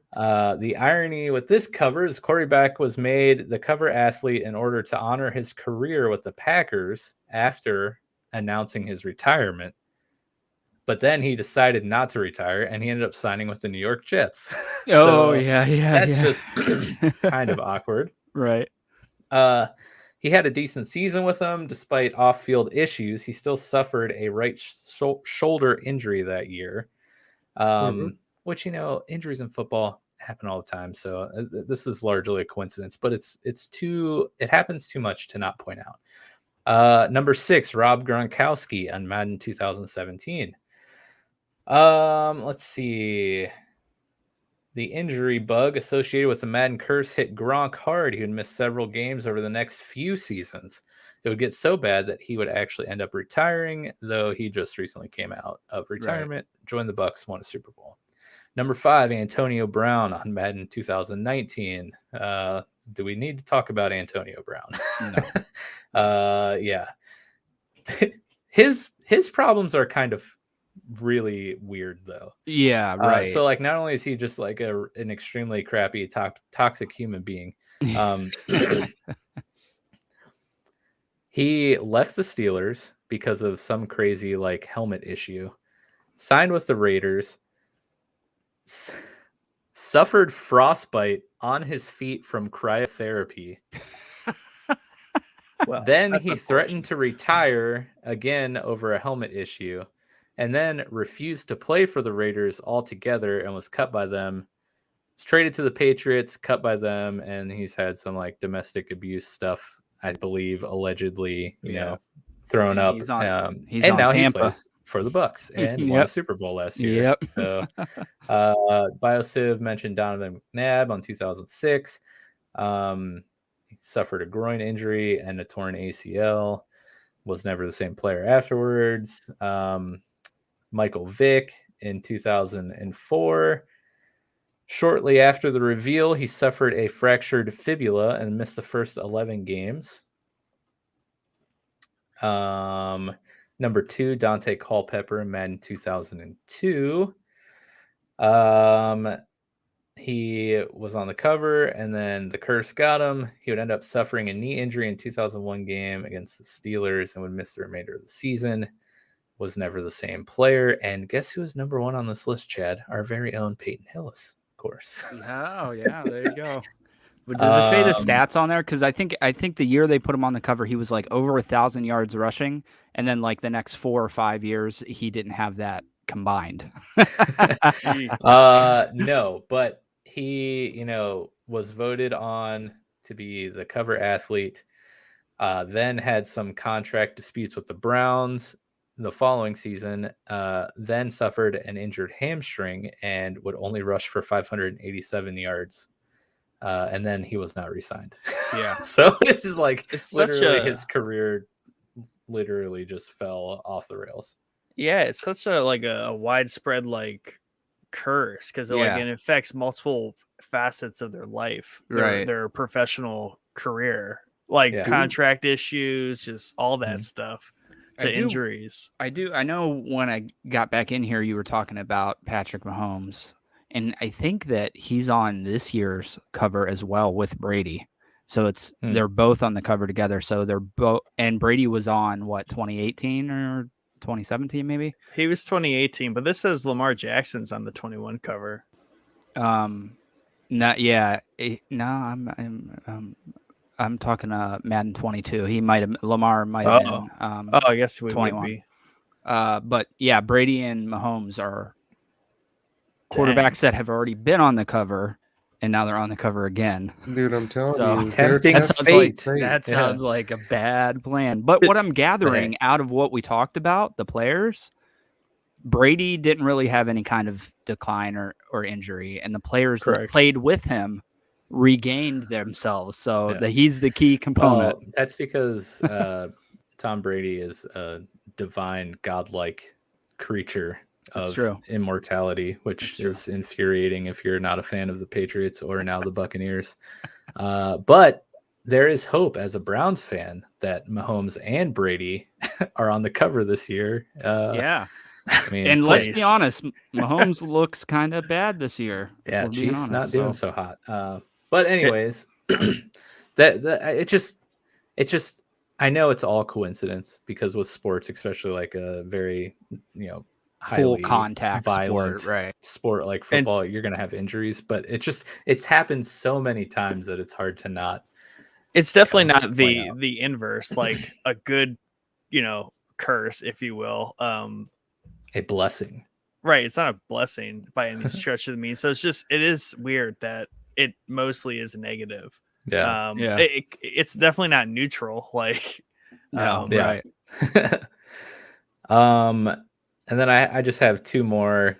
There are like a million of these urban legends, but I only picked a handful of ones that were interesting to me. But I don't know if anyone has heard of the Ben Drowned creepypasta. This is just a creepypasta, but it's revolves around the Legend of Zelda Majora's Mask. Somebody bought like an unmarked copy of the Nintendo 64 Majora's Mask cartridge, and there was a save file just named Ben, and he deleted that and started a game, and like all the NPCs were like doing super weird things, and there was like a Link statue following the player around with a really creepy smile on his face, and basically the game started like talking to him about Ben, and a new save file appeared, and it was just titled like Drowned or something. I'm trying to summarize it, but I may have missed a few things or messed something up. That's like the gist of it. It was just straight up a creepypasta from like 4chan or something like that. But they went, to some lengths to produce the cartridge with, the handwriting on it and some images from the game. It's a really good story and pretty creepy if you want to go down the rabbit hole. But have any of you guys heard of Ben Drowned? Yeah, I had that on my list, and the Madden curse on my list were the two I was going to talk about. So Nice. Yeah, I think it's creepy. Definitely. I need to read more of those creepypastas because it seems like every time that I read one, I absolutely love it. But I think you got to go into them not knowing that they're creepypastas. You know what I mean? So we talked about like there's one called the Russian sleep experiment. Yeah. Which I read not knowing it was a fake story, and it horrified me. I mean, it's a horrifying story if you go read it, even if you know it that it's a creepypasta. But yeah, I mean, it's cool. It's fake, but it's still cool. Yes. Nick or Bio, have you heard of any interesting like gaming urban legends like these that are kind of a little creepy or unsettling? I mean, I've heard of a few. Like you had mentioned a couple of the ones that I had read before. Just really in passing, but the one that caught my attention and then I keep coming back to is the Pokémon Black. Have you heard of this? Yes. Yeah, dude. It's pretty Something interesting. about picking your ghost and then just killing everybody in the game, and then eventually your save file gets messed up, and that's it. Just poof, Yep. game gone. Like, yeah. So that's as far as I dug into it, and I'm like, I'm not sure how I feel about this. Right. So Yeah, I think don't someone think further about it. Do you do know what I'm talking about? I though, do, huh? yes. So it started out as just like a story, and then I think someone actually made like an emulated game of it, so you could actually play it. Oh. Yeah. But yeah, basically your Pokemon is just called Ghost, and when you knock out Pokemon, you like kill them, and then eventually at some point in the game, all the Pokemon you kill like flash across your screen, and all this like weird stuff happens. And Yeah, I think it like fast forwards to like a graveyard or something, and it's got all the yeah. Yep. Yeah, it's super interesting, and then even more interesting that if it actually was turned into like an emulated game, that'd be awesome. Underfunded says, dude, Russian sleep experiment is crazy. Oh, it really is. It really is. Especially, I think it's so key that you don't know it's a fake story going into it to read it, because it really adds to the screwed upness of the story you're reading. Chad. But Spoiler. Right. I mean, like, how am I supposed to look? I can't even read now. This is a double negative for me. yeah. Right? Yes. How about you, Nick? I got nothing. What's new? No, I'm just Yep. kidding. And then my last one here was one that Chad brought up, so we can go ahead and just take that pin out. And that is Lavender Town Syndrome. And like you said, Chad, this takes place in Pokemon Red and Blue. There's a town called Lavender Town, and if you're familiar with the Pokemon games, this is the home of the Pokemon Tower, I believe it's called. I can't remember what exactly it's called, but basically it's like a graveyard for Pokemon, which is weird that it's in a tower and not like burying Pokemon, but that's a whole other story, because as you go through this is a complete rant on my part here, but you walk through a building, and all throughout the building there's like headstones. So like, how are you burying Pokemon inside a building? But anyways, but yeah, this is a town here where, you know, people's or dead Pokemon are memorialized and remembered and paid respects to. But the rumor is that the music in Lavender Town, which is amazing, and there are so many great like remixes and like lo-fi versions of the Lavender Town music. But the rumor is the music of Lavender Town from the Red and Blue games had a ton of subliminal tones and sound effects that drove a number of kids to commit suicide, along with some other side effects such as nosebleeds, headaches, and changes in emotion, which is really creepy. Yes. Yeah. And have you guys heard about this? It's the original Japanese release that we're talking about. I think it was slightly changed for the Western release because of this issue.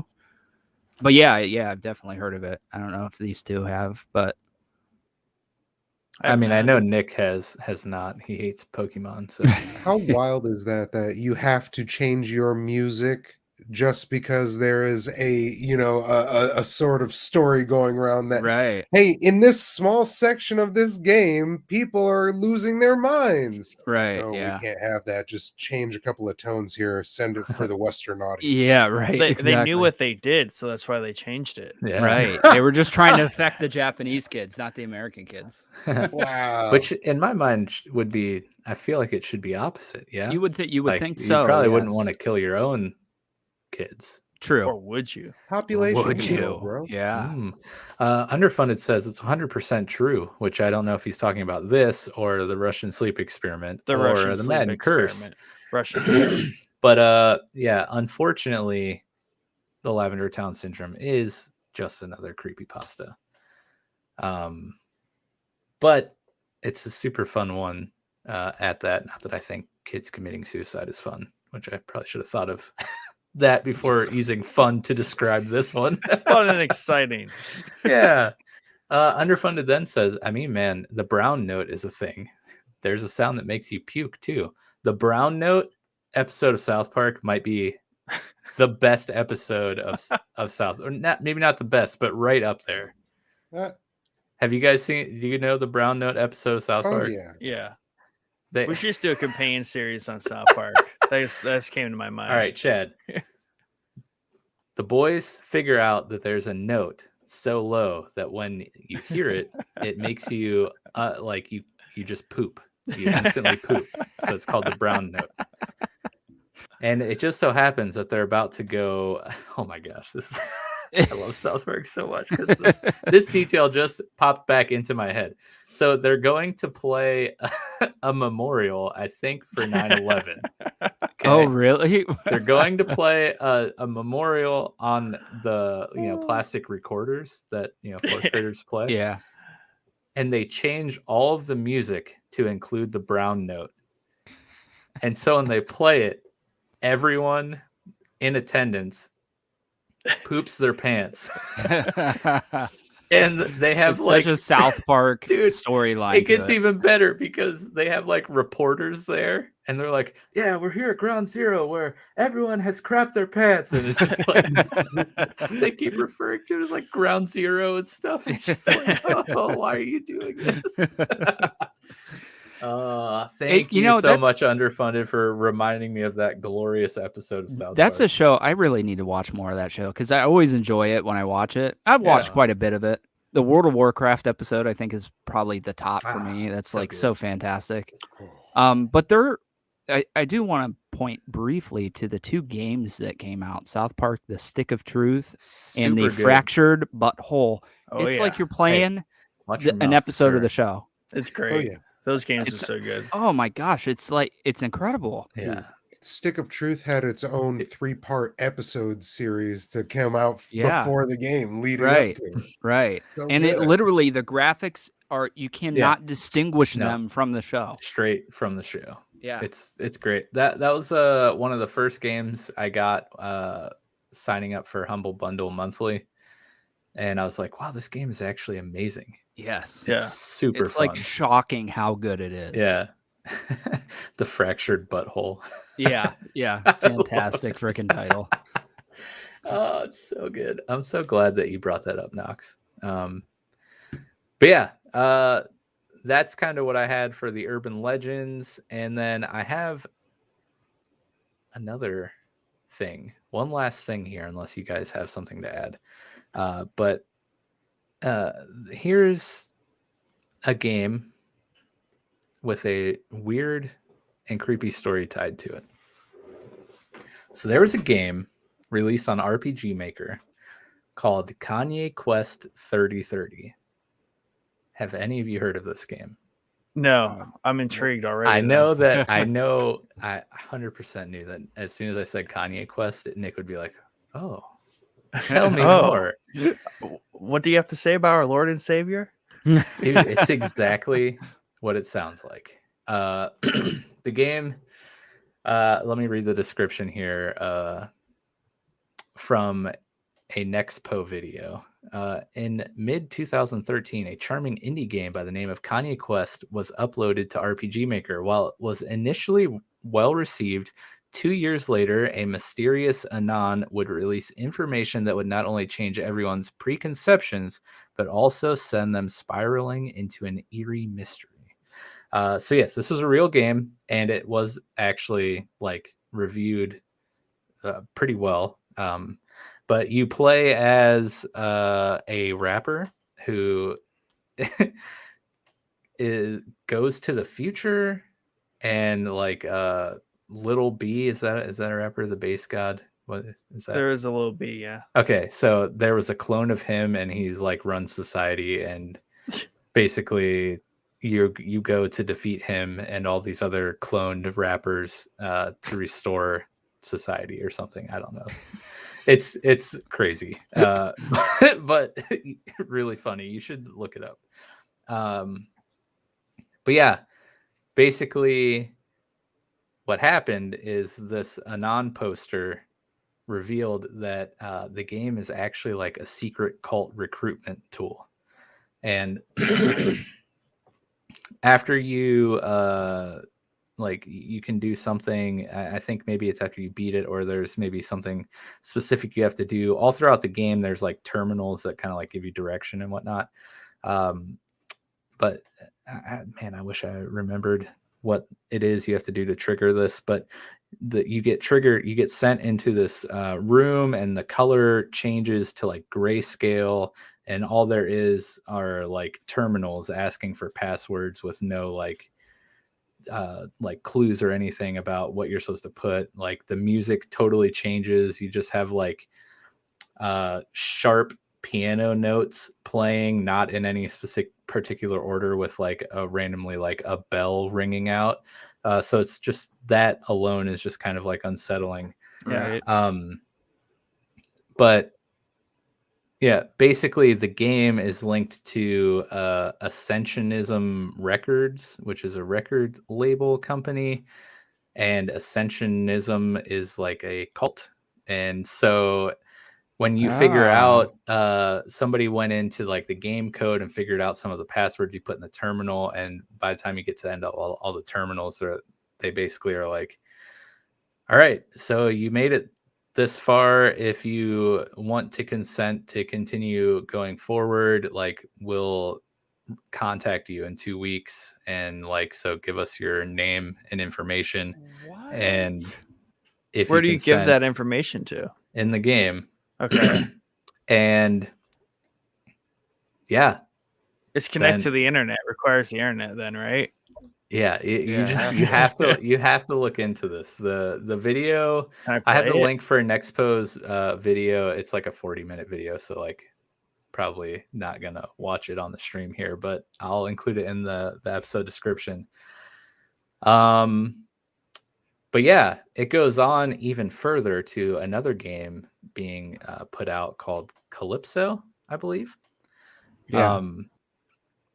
And this game is just very empty, and there's nothing really that you do in it. You walk around and like talk to people and collect money, but like there's not really any points. However, there randomly voicemails will play, and they're actual real voicemails recorded of people who called this an Ascension like phone number that they were given. And so it's like, some of them are people like saying, you know, whatever code that they were told to say, or like giving their name and talking. It's very strange. Yeah. I've never heard of it. It's very interesting. Yeah, look it up. Kanye Quest 3030. So like, I mean, you guys said you haven't heard of it, but what are you got kind of like thinking at the moment after hearing about all that stuff? Can I play it? That was going to be my question. Yeah. I think if you search around hard enough on the internet, you might be able to find a download link. I don't know if I want to download it though. It was taken off. Right.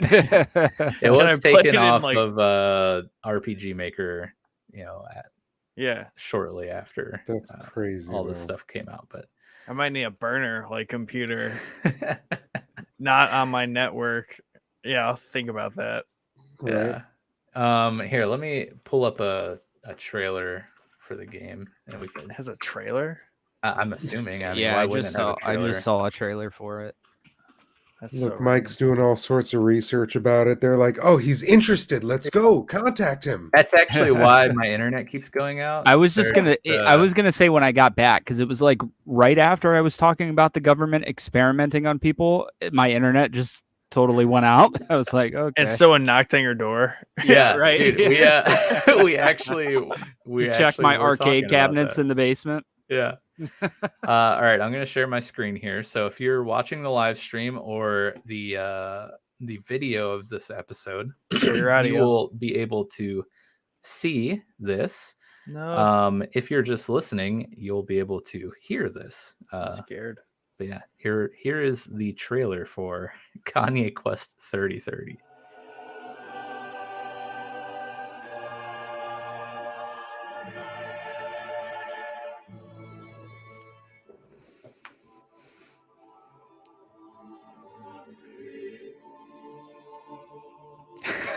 He'll go on a Kanye Quest. So yes, what you're seeing on the screen here is like basically top-down Pokemon style game, an RPG Maker, where you play as Kanye West.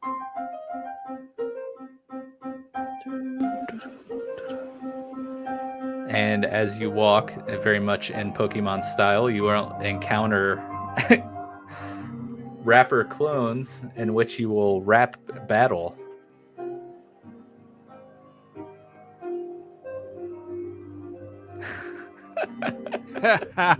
It's turn-based battling. That's fantastic. Yeah. So, so I like how it's just like the clip yeah, of just their a face. picture like photoshopped into this game. Yeah. Dun-dun-dun-dun-dun. Well, now. And it was well received. Oh, huh? oh wait. Did you see that? Yeah, the last little eyeball. Oh yeah.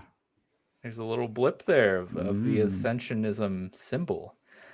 But yes, this game, it was a real game. And It's crazy. was widely available and reviewed well. But yeah, man, I feel like I got to do this. First off, Underfunded says that's so creepy. I'm worried. And quote, the greatest game of all time.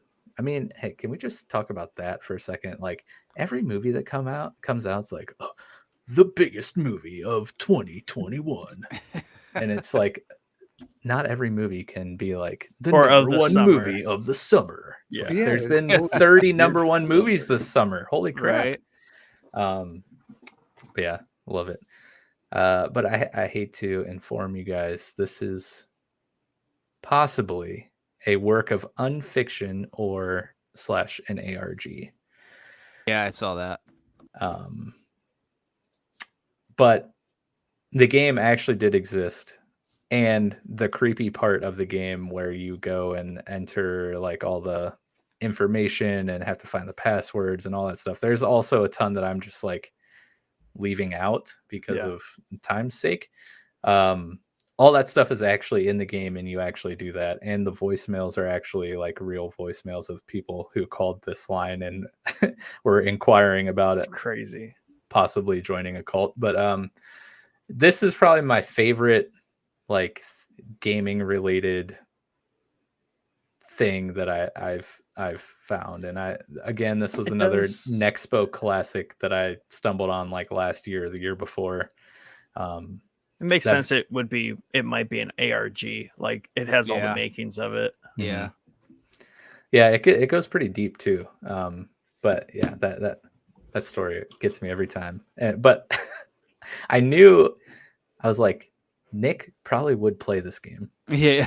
And probably would love it. Because I would probably love it because it's just a Pokemon clone. Yeah, You play as Kanye West and you rap battle. And you rap battle. Clones of Ice Cube and Eminem and Tupac. Like, come on. That's if only you like caught them with Pokeballs. Yeah, you caught them by signing record deals. They're like stored on like a vinyl.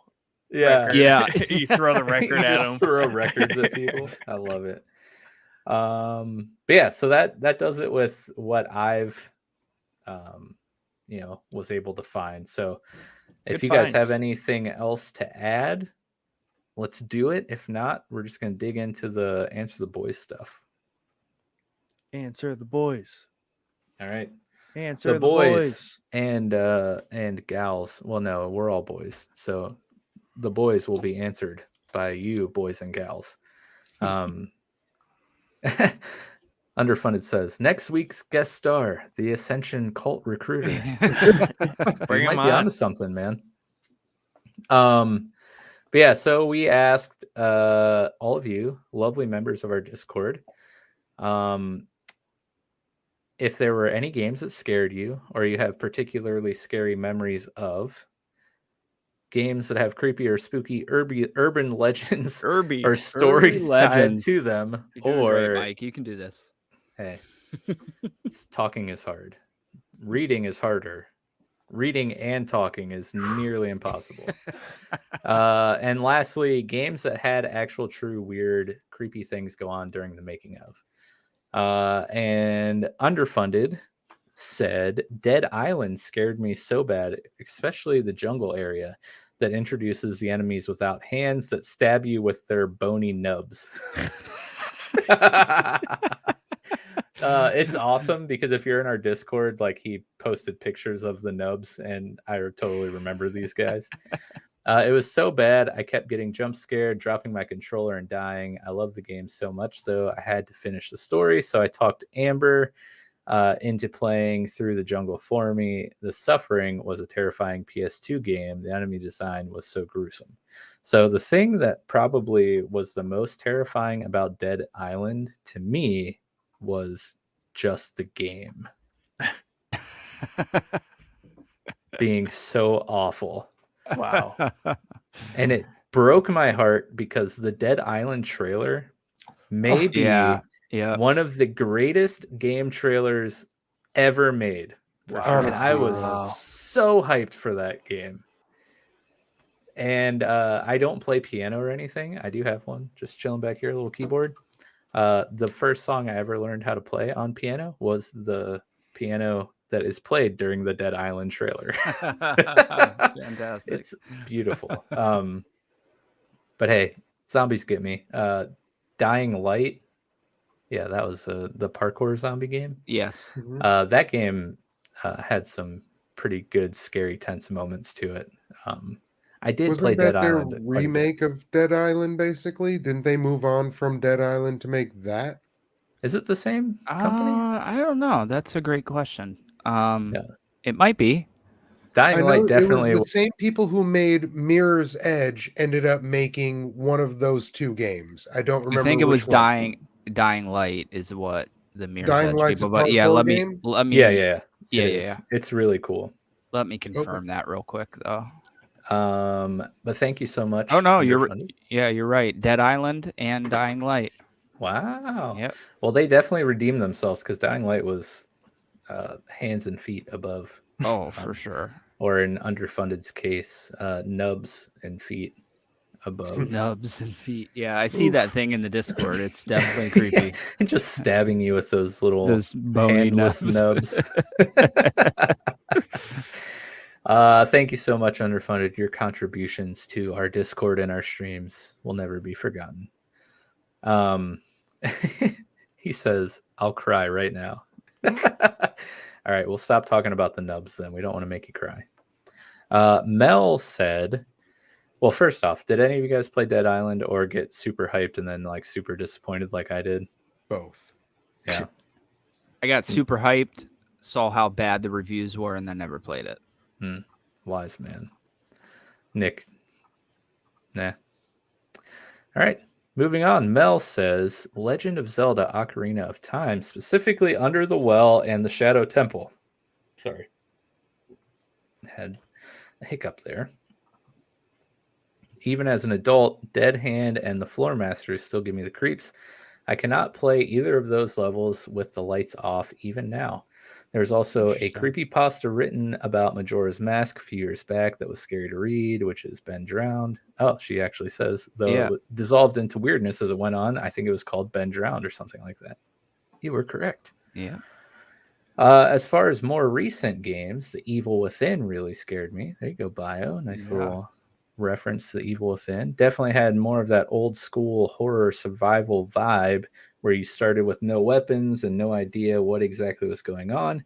I never finished that one, though. I would also say Dead Space, particularly the first one, really scared me, full of jump scares. Very true. I believe those are all very good replies there. And you throw in Ocarina of Time as maybe one that most people would not consider to be especially that's scary, what I was thinking. I mean, I think Majora's Mask is kind of scary. I mean, it's got some really dark undertones to it. Like that game.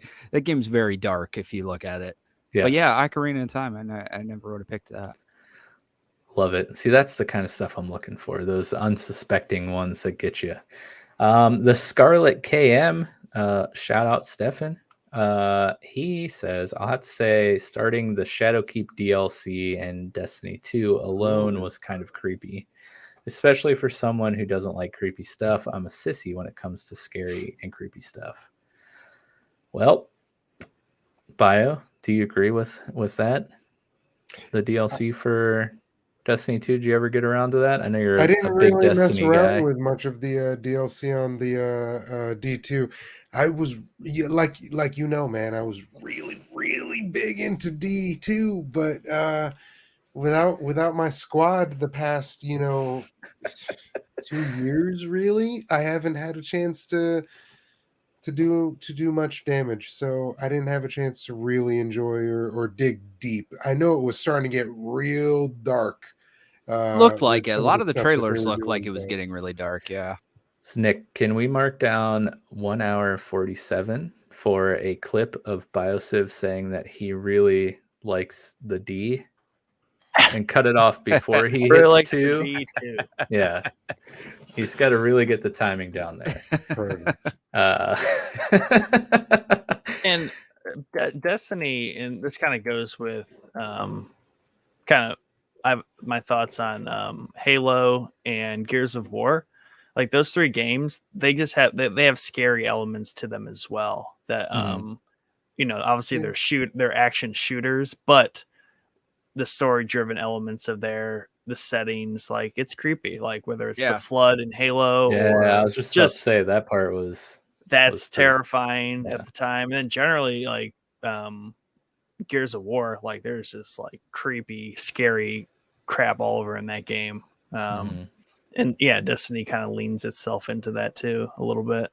Obviously Bungie, but yeah, definitely. I kind of got, and it might be kind of lame, but I got kind of horror vibes from the First Division game in New York City. I don't know. There's just something creepy about abandoned New York City during Christmas time in a snowstorm. That's just really the atmosphere in that game's better than a lot of games.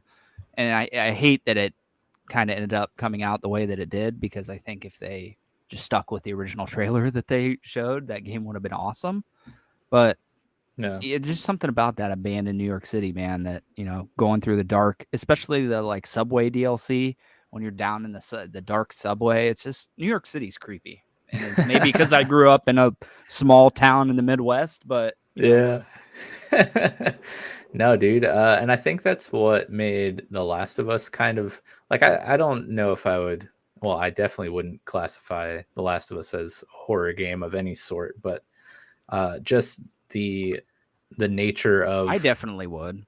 Really? I was going to say, it shows up on so many lists as like one of the top X amount of horror games of all time. Yeah. I guess because you got the clickers. Yeah, and, those clickers, man. They're pretty for creepy. Sure. But like the abandonedness of the world you're traversing is just adds that layer of tension and just unsettling, so feeling for sure. Yeah, and if it's done well, you don't even, like in The Division, I think it's done well. You don't even need zombies running around. Right. You know what I mean? So yeah. And then like we've talked about The Last of Us, to very long lengths, but I had such a fun time watching BioSiv play it for the first time. Whenever he did that, like a month or 2 or however long ago it was. He said I have crazy reactions every time. Oh, something dude, it was happens. great. It was hilarious. But like the part that I was so excited for you to get to was the part in Colorado where you walk out of the building and you just see like the giraffes walking. Oh yeah. Because of the bleakness of that game, when that part happened, like I was affected emotionally. And I was like, this is so beautiful. This is such a beautiful moment. And then like with just the giraffes, and then with Joel and Ellie there, I'm just like, oh, dude, I'm right with you, bro. I try not to cry. Yeah, I definitely 100% cried. I'll be honest. Yeah, I mean that it's exactly what you said, the bleakness of the game, and then you get to that point, and I think a lot of people had that. I mean, that's talked about pretty frequently. That giraffe scene, so because like the environment alone, even being abandoned and like destitute, was very beautiful. But then you add in just like a pack of giraffes walking through downtown Colorado in like an apocalypse, but like the giraffes are beautiful Colorado. And they're just shut up. And then you got and then downtown in Colorado somewhere. Downtown Ohio, man. It's my favorite. Yeah, place downtown Ohio. That's where we hang out. And then Ellie's genuine reaction to him, I think, is what got me, because she was like raised in this horror, and then she gets to see these things for the first time, so her reaction is like beautiful. But Yeah, love that game. If you haven't played The Last of Us in 2021 yet, like, what are you doing with yourself? Yeah, I agree. Um, I heard. I don't know if it's true. It seemed odd, but I heard that Naughty Dog is working on a remake / remaster of The I was gonna Last say, of Us. don't say it. Don't say it. Yeah. is this the I new think- GTA 5? No, I don't think so. It sounded to me like they were remaking the first game, not remastering it. We'll see. I don't know. It's rumors at this point. They're working on the multiplayer side of Dude, The Last of Us 2, which The Last of Us 1 had fantastic multiplayer. yes, for dude. I anybody would that love knows. to see some Last of Us multiplayer now with the rise of esports. That would be so great. Right, definitely. And How then long has The Last of allegedly, Us 2 been out? Two? yeah, Couple it came out in years? 20, 3 years. 18? This is too long. 2020. It was 2020 because I think that Oh. and Ghost of Tsushima got swapped release dates. Hmm. Okay. I was going to say, 'cause Tsushima was supposed to come out in July. no they swapped The multiplayer Last for of Us. so long is Right, it's been a terrible while. for- Yeah, You know? but it sounds like it's going to be a standalone thing, not like a addition to the game. That's So awesome. we'll see. The multiplayer in the first one was phenomenal. I Yeah, loved it so much. I played it so much. It's definitely fantastic, but at the same time, it's not what I want Naughty Dog to be working on right now, a multiplayer game, because True. they make Hey, the best single player games come ever. come up with a new IP. Like, yeah, exactly. Man, Yeah, I I would think love they're to going- see. I think they're going to. I don't know what it's going to be. There were like cards in The Last of Us 2 that you could collect that were like superhero cards, and they were like Mhm. random made up superheroes. So I don't know if they're going to do like a superhero type game. I have no idea. We'll see. You know what I would That'd love be to crazy. see from Naughty Dog? A cool pirate game. I don't know why, but like, Yeah, some I sort don't of know. historical. Yeah, just Yeah. like combine the like lore and treasure hunting of Uncharted with like the beautiful environments of The Last of Us. Right. And Or like even if you told like an Uncharted story, but about the pirates from 4 or something like that. I was just gonna You know what say I mean? 4 literally has like pirate Wow. stuff in it. Spoiler Yeah. alert, guys. Yeah, sorry, Mike. Wow. Yeah, Wow. I mean you should Play know the that by now. game Yeah. that came out with the PS4. Right. They're literally Bro. like $2 on the street. Yeah. You can get a copy. You live like 7 minutes away from me and still haven't let me borrow your PS4. Drive over here, pick it up. I was gonna say it's got to be collecting dust. I at this have point, right? I have the PlayStation 4 and the game. There And you a go. controller. And Yeah, controller. I have 2 PlayStation 4 controllers. You got to buy your own controller. You gotta That's go the buy a deal. controller. All right, moving on. Before I make even more of a fool of myself, Cozy Contagion says Resident Evil 4 for sure. Those twitching bastards gave me some anxiety like no other. Doom 3 was also pretty terrifying upon release. I want to say the twitching guys is what the picture he posted. Yeah. It's been so long since I played Yeah, they Resident were. Evil 4. I think they were like they look like lickers with like spikes Yeah, sticking that's out, exactly- or nails or something yeah, sticking out of them. that's- I can't remember. That's exactly what the picture is. So that must be it. I loved Resident Evil 4. Seriously. Which I think, let me check Steam again. Well, you might as well wait at I this did. point. Get Resident Evil 4, 5, 6, and 7 all together in some sort of bundle. Oh wow. I ain't And never it played was them. like, yeah, exactly. Yeah. Still, skip still- 5 and 6. I loved 5, and I'm not joking. I had a lot of fun playing through that with my friend Ryan. But you have to, I know I really said that like I was totally joking, but you have to play that game. I just thought it was funny that you even had to say it. Yeah, well, it gets crapped on. But I understand because it's a stark contrast from what you expect from Resident Evil game. But if you Right. play it as its own game, separated from the rest of Resident Evil, it was a lot of fun. I enjoyed it. I even enjoyed 6. It was so different. But you have to come into it with that frame of mind. Like Yeah. I knew after 5, I was like, well, 6 is definitely not going to be a Resident Evil game. So Right. I don't know that I've ever completed 4. I feel like I have, but I feel like 4 was the first one that didn't really click for me, which is rare because that game might be one of the highest rated ones in the series. But yeah, I don't know if it was the fact that you couldn't move when you were shooting. Because it couldn't have been that, because I think the older games are like that too. So I don't know. Yeah. I don't know what it was. It just, maybe it was going away from the zombies and moving to the villagers or whatever. Yeah. I don't know. Well, I'm gonna replay it when if the remake ever comes out, because it got delayed, I think. But Right. Underfunded replied, he said, seriously, twitching made it so much worse. The jump scares in Doom 3 were so intense, made me question every event in every game after. That is pretty intense. Tom from B Hero says, I stand by Silent Hill 2 being the scariest game ever made, but some pretty freaking good honorable mentions would be Until Dawn and Five Nights at Freddy's. Five Nights is so simple yet so effective. Until Dawn is just awesome with great replay value because there are so many possibilities the game can end with. Yeah, I really want to get to that game. That's another one that's on my. I think I started it. I thought yeah, I really want to play it. It looks really good. I just never get around to it. And then he also recommended some scary movies for the little thing Nick and I are doing. So he says, as far as scary movies go, I have to start out by saying I watched Malignant on HBO and I actually loved that movie. Campy yet super fun. The Thing is probably the best horror movie ever made, though. However, my top 3 personal faves would be Evil Dead 2, Dead Alive, and Reanimator. Whoa. Let's go see. He says, I also got to say the new Child's Play, while definitely not perfect, is way better than it had any right to be, and I really love it. And then Underfunded rounds out our Answer the Boys topic this week with the Herobrine legend in Minecraft.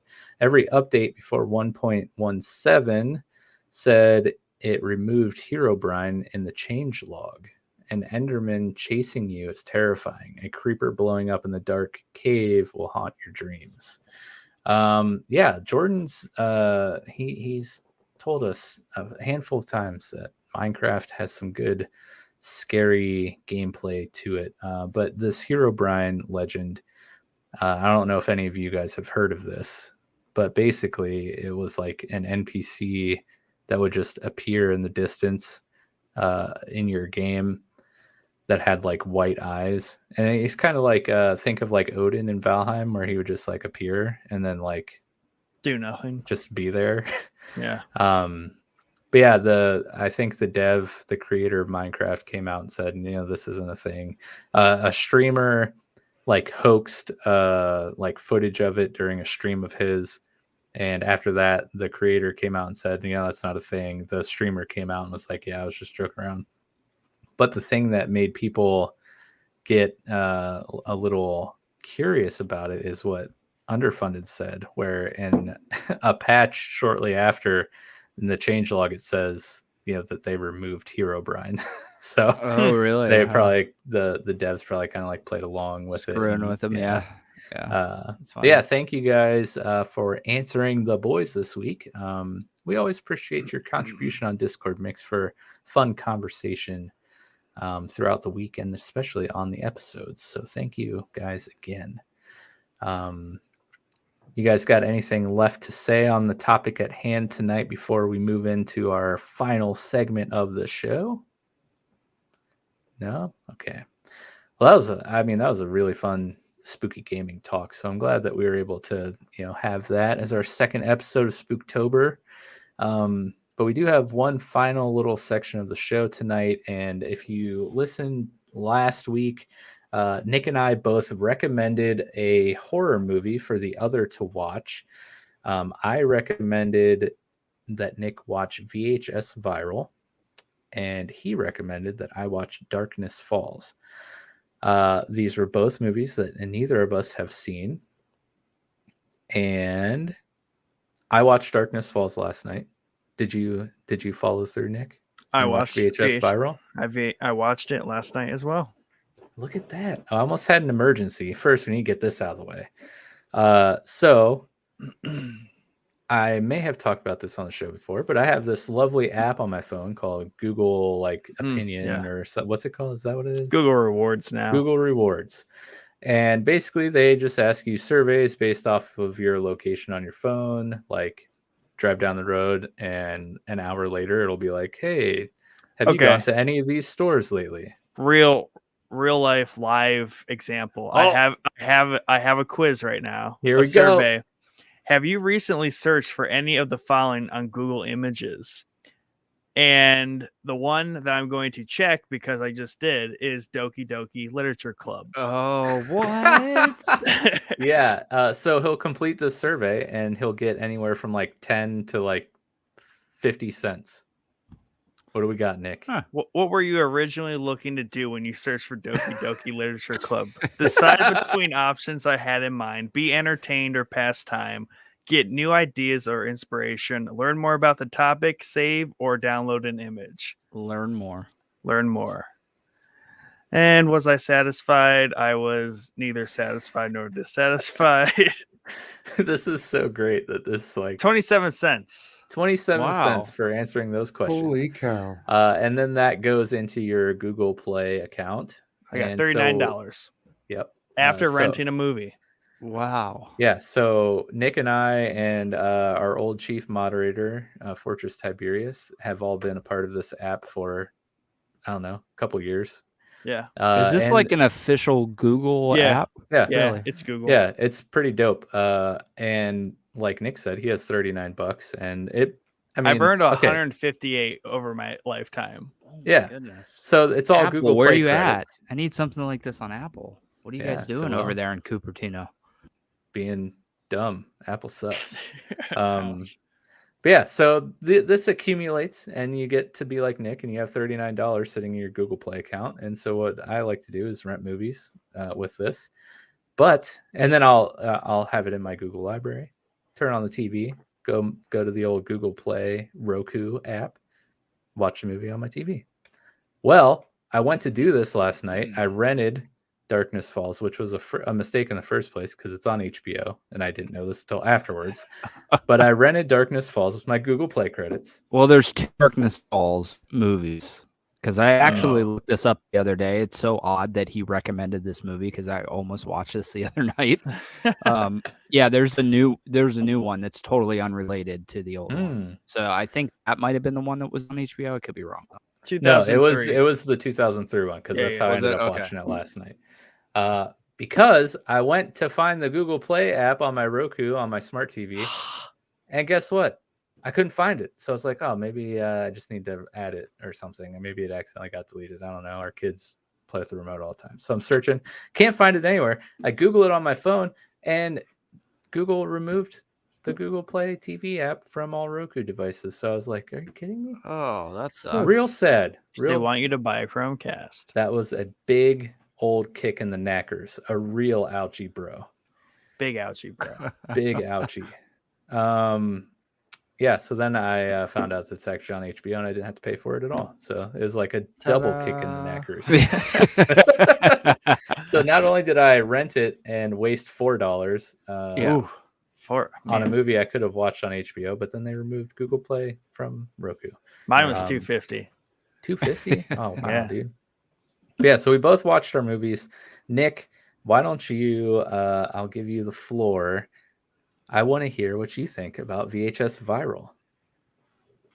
So, in terms of what I would consider a scary, like the kind of movies I watch to be scared or shows, like 8% of this movie is that. Otherwise, 5 or 8. Yeah, like some under 10% of this movie is what I would consider actually a scary movie. I would otherwise categorize it as maybe just mind altering. Like it messes with your head at points. And then or it is kind of like a stupid like zombie esque movie that I don't really care for, large in part. But the further it went on, the more I was intrigued by it.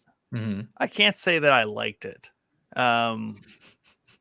But it's definitely going to be stuck in my mind as something I will reference in the future. Because it just seems like a good thing to have in the pop culture library of things to reference, because there's some really messed up crap that goes on in there. And it throws you through a loop, because you're especially whatever I'm going to call it the second act, because there's the first or second-ish story that they're telling. Then there is that third or so story with the dude, and I always call it the mirror. That's where I'm okay, this is cool, intriguing, and I'm this is getting creepy. Definitely kind of messing with my brain a little bit. So that's kind of where, without spoilers, I'm just gonna let that sit. I can't say I'm gonna watch it again. I can't say it was a good movie, but it was worth a watch just to have it in the library. That's kind of how I thought this would go. That's why I suggested it to you. But I'm looking at the shorts that were on this one, and I think I actually meant to make you watch the first one. That's why I asked you. I was I definitely told you viral, but yeah, all the shorts that I was thinking of were on the first one. Yeah, man. The first one was the first awesome. VH1 or VH1. VH1. The first VHS. Yeah, it's was good. super great. Yeah. I mean, I liked viral as well too. But so Chad there's a and new Bio one too, right? Yes, that just 94. came out.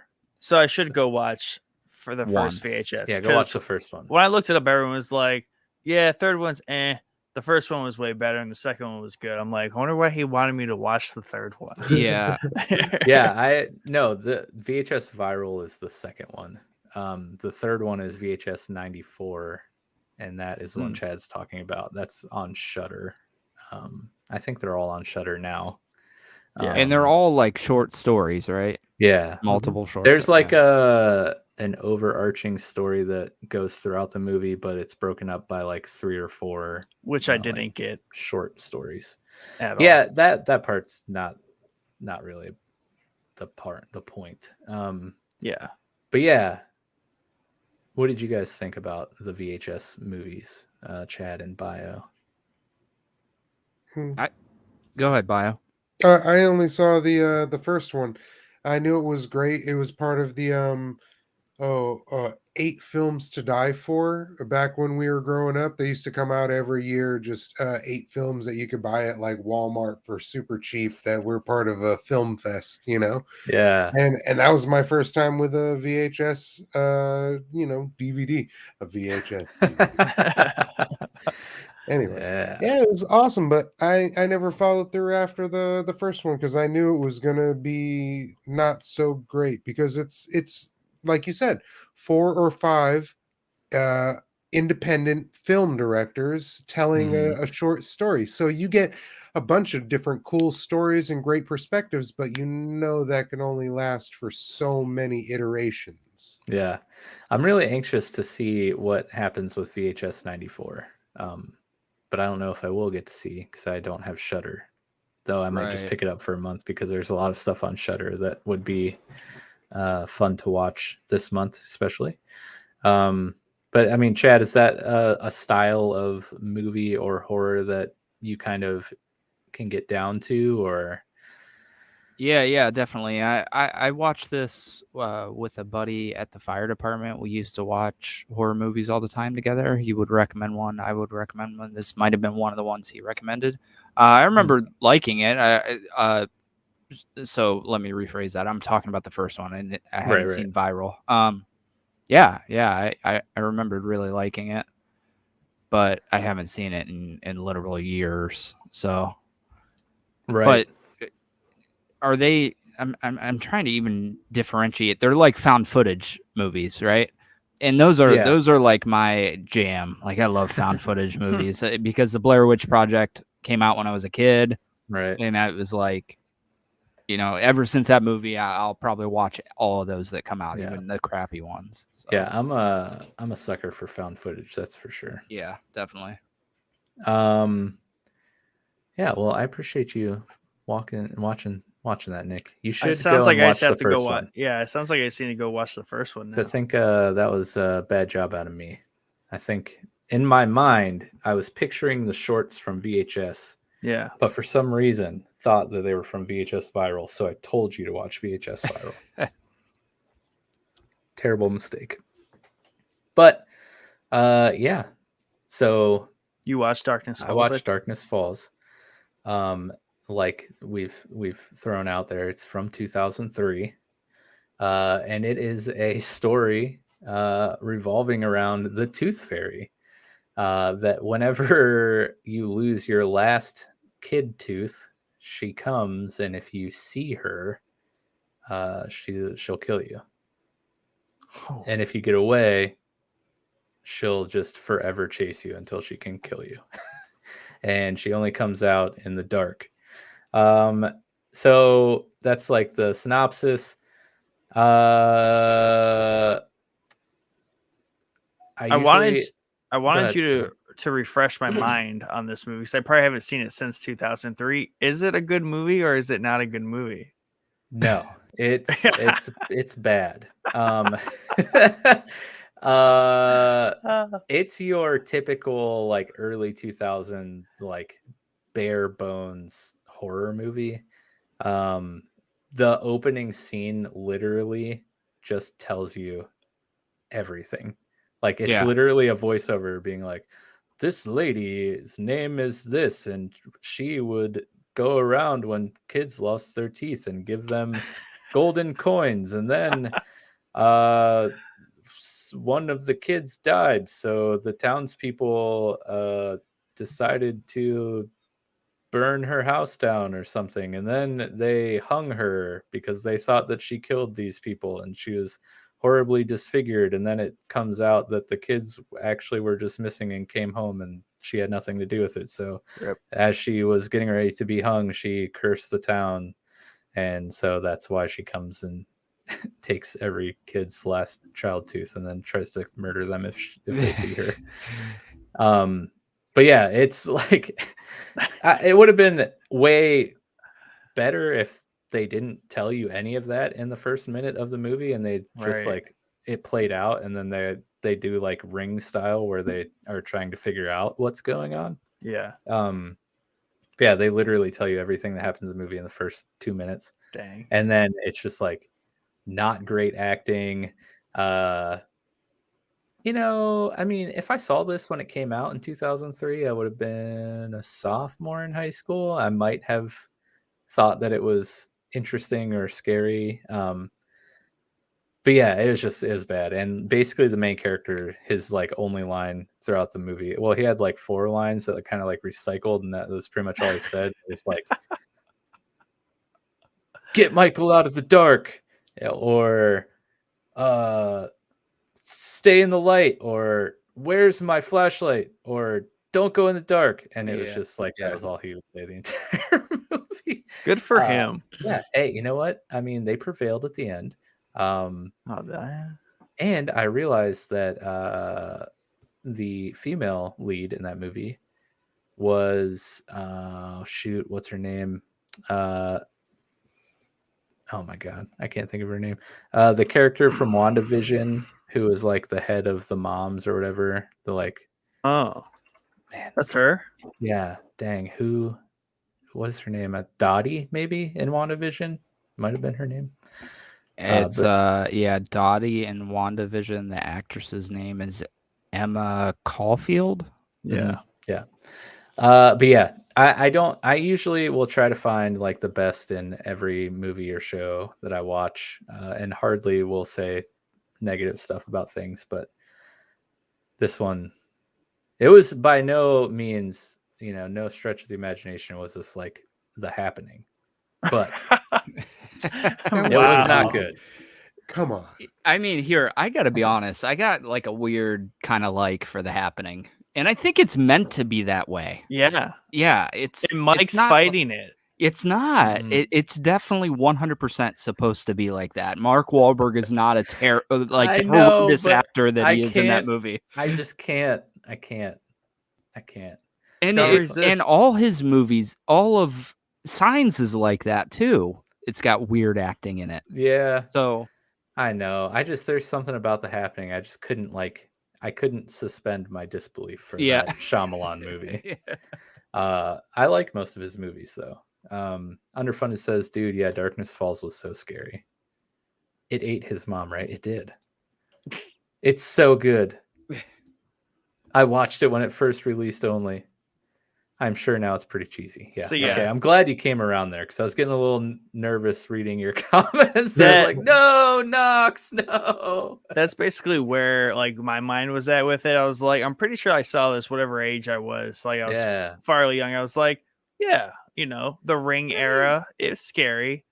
And It's then a genius idea. yeah, Like Yeah, it really is. the Yeah. tooth fairy killing you if you see it as it yeah. leaves you 50 cents for the last kid tooth that popped out of your mouth. Like, come on, there's some really cool like potential there. Right. But they couldn't find it. Okay, here we go. He says, it scared me so bad. I was 13. Exactly. Understandable. Yeah. Okay. Yeah. I'll let it pass. But yeah, does not age well. Hmm. But it was still fun. I like the idea of doing this. So we're going to do it again, another week here. And we put it out there to our Discord members, and so far only Tom from Be Hero made some suggestions. I know we had posted this in our staff channel, and a bunch of our people that help us out behind the scenes, they talked a big game when I first mentioned this. They're like, oh yeah, we got all these suggestions, man, can't wait, I got so much. And then nobody gave us their actual suggestions. So I'm calling you out, Showboy staffers. Make those suggestions. We're doing this all throughout October, so you have time. But before we review what Tom from Be Hero suggested, let's throw this out to Chad or BioSiv or anyone that's watching the live stream right now. Are there any particular horror movies that you think Nick and I should watch? And I would prefer if you were if maybe you suggest more like obscure, maybe not like mainstream ones, if you watch any obscure movies. I'll take mainstream ones because I probably haven't seen them. That's true, but I want to make watch. I need Nick to. I want to make him get into the land of obscure. So we'll start with BioSiv. Do you have any suggestions for a good horror movie that Nick and I probably have not seen that we should watch? Sure. I got a couple right here ready to go. I do a lot of horror movies, so if these two don't take, jump over to Chad and come back to me in 2 minutes. I'll have another list for you. But Okay. He's back the guy. in 2005, both of these came out actually. Okay. One was called Feast. Have you heard of this movie? No. Okay, this was a Don't tell us campy. anything about it. I want to go into it as blind as possible. So one was called Feast. Okay. All right. It's 2005. The other one is called The Descent. That is also a 2005 movie. I've seen The Descent, I think. Okay. I think that's I would have seen it in 2005. So I mean, like, without spoiling anything, I could say something about The Descent. I've seen The Descent. The more I was think going to about say it, some Yeah. British people. That's Yeah. the easiest thing I could say. Like, if you don't remember a bunch of British actresses in this movie, then you Yeah. didn't see that movie. I think Mike might From might be the frozen there. There he's back. Okay. No, he's not. There he is. Yeah, I think Jordan had mentioned something about The Descent to us. Chad, do you have any suggestions?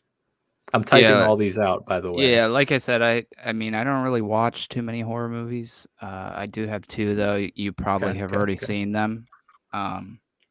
It Follows is the first one, Nope. Dude, I've heard so many good things about that movie. and Lake Mungo is the second one. Nope. I've seen that. Okay, Lake Mungo for Nick. Or It Follows. It Follows is good too. I'm scared. I've heard good things about It Follows. Lake Mungo was really good. Since you guys are familiar with The Descent, I'll give you my secondary, my backup. This one is kind of an obscure one. It's called Murder Party. Dude, I haven't seen it, but another one I've heard a lot of great things about. Oh, okay, good then. Yeah. Okay, and then so those are our suggestions from Chad and Bio. Again, anyone watching the live stream, you're more than welcome to chime in and make some suggestions. And let's go back to Tom's suggestions here in Discord. He said Malignant, The Thing, Evil Dead 2, Dead Alive, and Reanimator. Haven't seen any of those. I actually have not seen any of those either. All right, so it looks like we have a great list to choose from. Man. There are two that have immediately caught my attention that I'm very interested in watching. Did any catch your attention, Nick?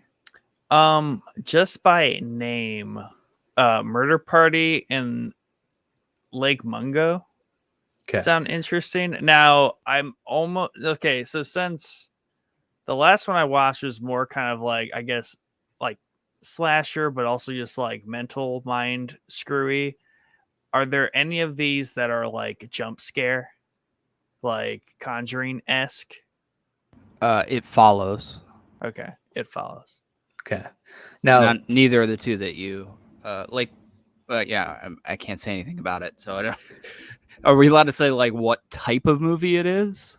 Yeah, Lake Mungo, not really jump scare, but definitely psychological, more creepy, scary. Do we both not have just seen it? Now, that's what I was about to ask. Like, do we want to pick one movie and both watch the same movie, or do we want to take the approach that we did last week, where you watch one and I watch one and we just talk about it? We can cover more ground that way. Okay, but like right off the bat, we both want to watch Murder Party. Like, that's one of the ones I want to watch, and you said that was one that intrigued you. So if we decide to watch the same movie, I'm scared though. I don't know if I want to watch Murder Party anymore.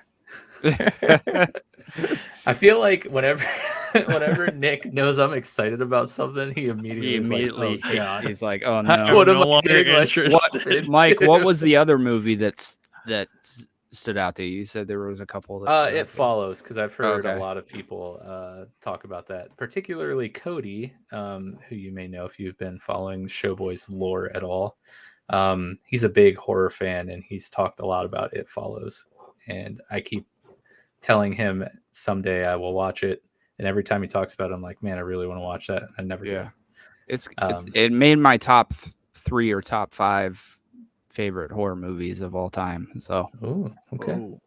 So yeah, I guess we probably should have figured this out behind the scenes, Nick, how we want to approach this moving forward.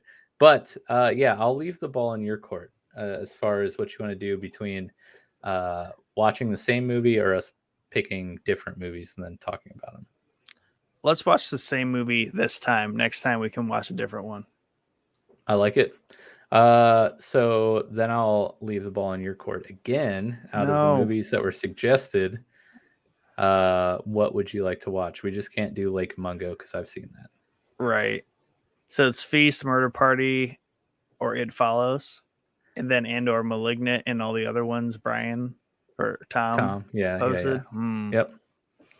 I would say the two that immediately catch my attention are It Follows and Murder Party. But Malignant is new, so it seems interesting. I mean, The Thing is a classic, and I'm kind of ashamed that I haven't seen it. I'm in the middle about Evil Dead, Dead Alive, and Reanimator, but I will not watch those. When did It Follows come out? I want to say it's somewhat recent of a movie. It's relatively recent. Like within the last 5 years, probably. Let's watch It Follows, and I'll be scared. Okay. You can do that. It Follows is the movie for this week. One Well, thank you, BioSiv and Chad, for making those suggestions, man. And now we have backup suggestions in case we don't get many next week. Yeah, I like kind of. this. I mean, we could almost just pick next week's too. Yeah. Well, I want to leave it open in case we get some cool suggestions in Discord. We do have a comment coming in here. This is from Dravira. Hopefully I said your name correctly. He says, Dravira says, Pet Cemetery. The original scared the crap out of me. I lost sleep for an entire weekend as a kid. Talk about a crazy film, but all of Stephen King's movies, for the most part, are outright scary. Yeah. You know what I just watched yesterday, which I forgot how much I loved, and it might just be because I'm very nostalgic for it, but it's Storm of the Century. It was a Stephen King miniseries that came out in like 1994. The whole thing's on YouTube. It's like 4.5 hours long. I loved it. Yeah, I loved it. That's awesome. I do remember, again, seeing clips. I don't think I ever saw the entirety of the original Pet Cemetery, but seeing bits and pieces of that movie when I was a kid, which I probably shouldn't have, Right. and having like very distinct memories of that poor boy just getting plastered by that semi truck. And another movie that pops into my head that I saw as a younger lad that I don't know if it's good or not, but a movie called Sleepwalkers, I believe. I'll have to look this up real quick. That always pops in my head for some reason. It's called Sleepwalkers, 1992. Which is this a Stephen King adaptation? Yes. Yep. So maybe it's good. From what I remember, it's kind of messed up a little bit. But anyways, thank you for commenting there, Dravira. Appreciate it. Might have to add that to the list too, since I've never fully seen that. But yeah, you guys got anything else here you want to get off your chests before we head out? Just real fast, man. I was just typing to y'all. You ever heard of the movie Sleepaway Camp? I have. I I've think heard of it. our good friend Mick Manhattan from the Scene Snobs talks about that movie quite a bit. I'm going to check his Facebook page real quick. Yeah, man. But is it a pretty good one? No, not at all. Not no. Dang, bro. Well, never mind then. Yeah, no, I just didn't know if you had heard about it, if you had seen the final clip. Like, I'm gonna just blow the whole thing for you, okay? Because you really don't even want to waste your time with this movie. Okay. But it's basically like Camp Crystal Lake, you know. It's a slasher film, you know. Yeah. They're bunch of teenagers dying. At the end, you find out that the girl, the whole time that you thought was like the innocent person who was really supposed to be like, you know, the one who's supposed to make it out is actually the murderer, and she's a dude. And wow. and they show this by having them drop their clothes, but you know, hiding everything that they have going on there. But they like pose for the last 30 seconds, and they make this horrible face of this person who's just got their mouth just jaw dropped down, like they're just stunned, shocked. There's a bunch of them. There's like 5 of them. I don't understand how they just kept making them. Yeah, right. That's awesome. Wow, that's great. All right. So it's been settled. It Follows we'll be talking about next week. And we do have another fun show coming up for you guys next week. I'm just going to check out our schedule here unless Nick has it up and handy. Do we have our topic already picked out? I believe we do. Nice. While you're looking that up, I'm just going to go ahead and plug one more time our Patreon. Go check it out, patreon.com/showboyspodcast. And if you were here at the beginning of the episode, I just invite you to check out our friends, Troidal Power. And man, his podcast is like 18 words long. But just look up Troidal Power Playthroughs podcast, I believe. Real fun. It's very interesting. He does occasionally put out videos of his episodes in which he's playing through a game. All of his games, or all of his episodes, are basically like first impressions playthroughs of games, mostly on the Switch. But the majority of his episodes are audio only. So, like his ad says, it's like Twitch for your ears. And Interesting. it's very interesting, and he does a good job with it. Super cool dude. Go check out Glow Home by our resident listener, underfunded scientist. Make sure you join our Discord, which we'll have a link in the episode description. Always fun time in there. Conversations about everything you can think of. Something for everyone. And we have a Showboys Gaming YouTube channel that we launched, where we're focusing solely on streaming games, putting out video game related content on that page. If you're into that, head over there and subscribe. It is a featured channel on our main YouTube page, so you can easily find it. And lastly, if you're interested in at all about relationships and marriage and all that sort of stuff, or you just want to get to know myself and my wife a little bit better and learn about our relationship, we are starting a podcast called Couple Conversations, and our first episode is tomorrow night at 8:30 Eastern. The YouTube channel for Couple Conversations is a featured channel on the Showboys YouTube page as well, so go check it out. It should be really fun. Otherwise, I got nothing. Nick, you got anything? Next week we'll be joined by at least Jordan, and we'll be doing a little bit of a review, not a review, but like getting ready for Halloween Kills, which comes out the next Friday. A lot of people are very excited for that movie. So just a little bit more scary horror movie talk next week. Nice. Chad, what's that strange got going on? We will be back recording Sunday. Our episode will release the following Thursday, and then on the 24th of October, we will be having Jordan on for a live stream to talk about his allegedly screwed up childhood.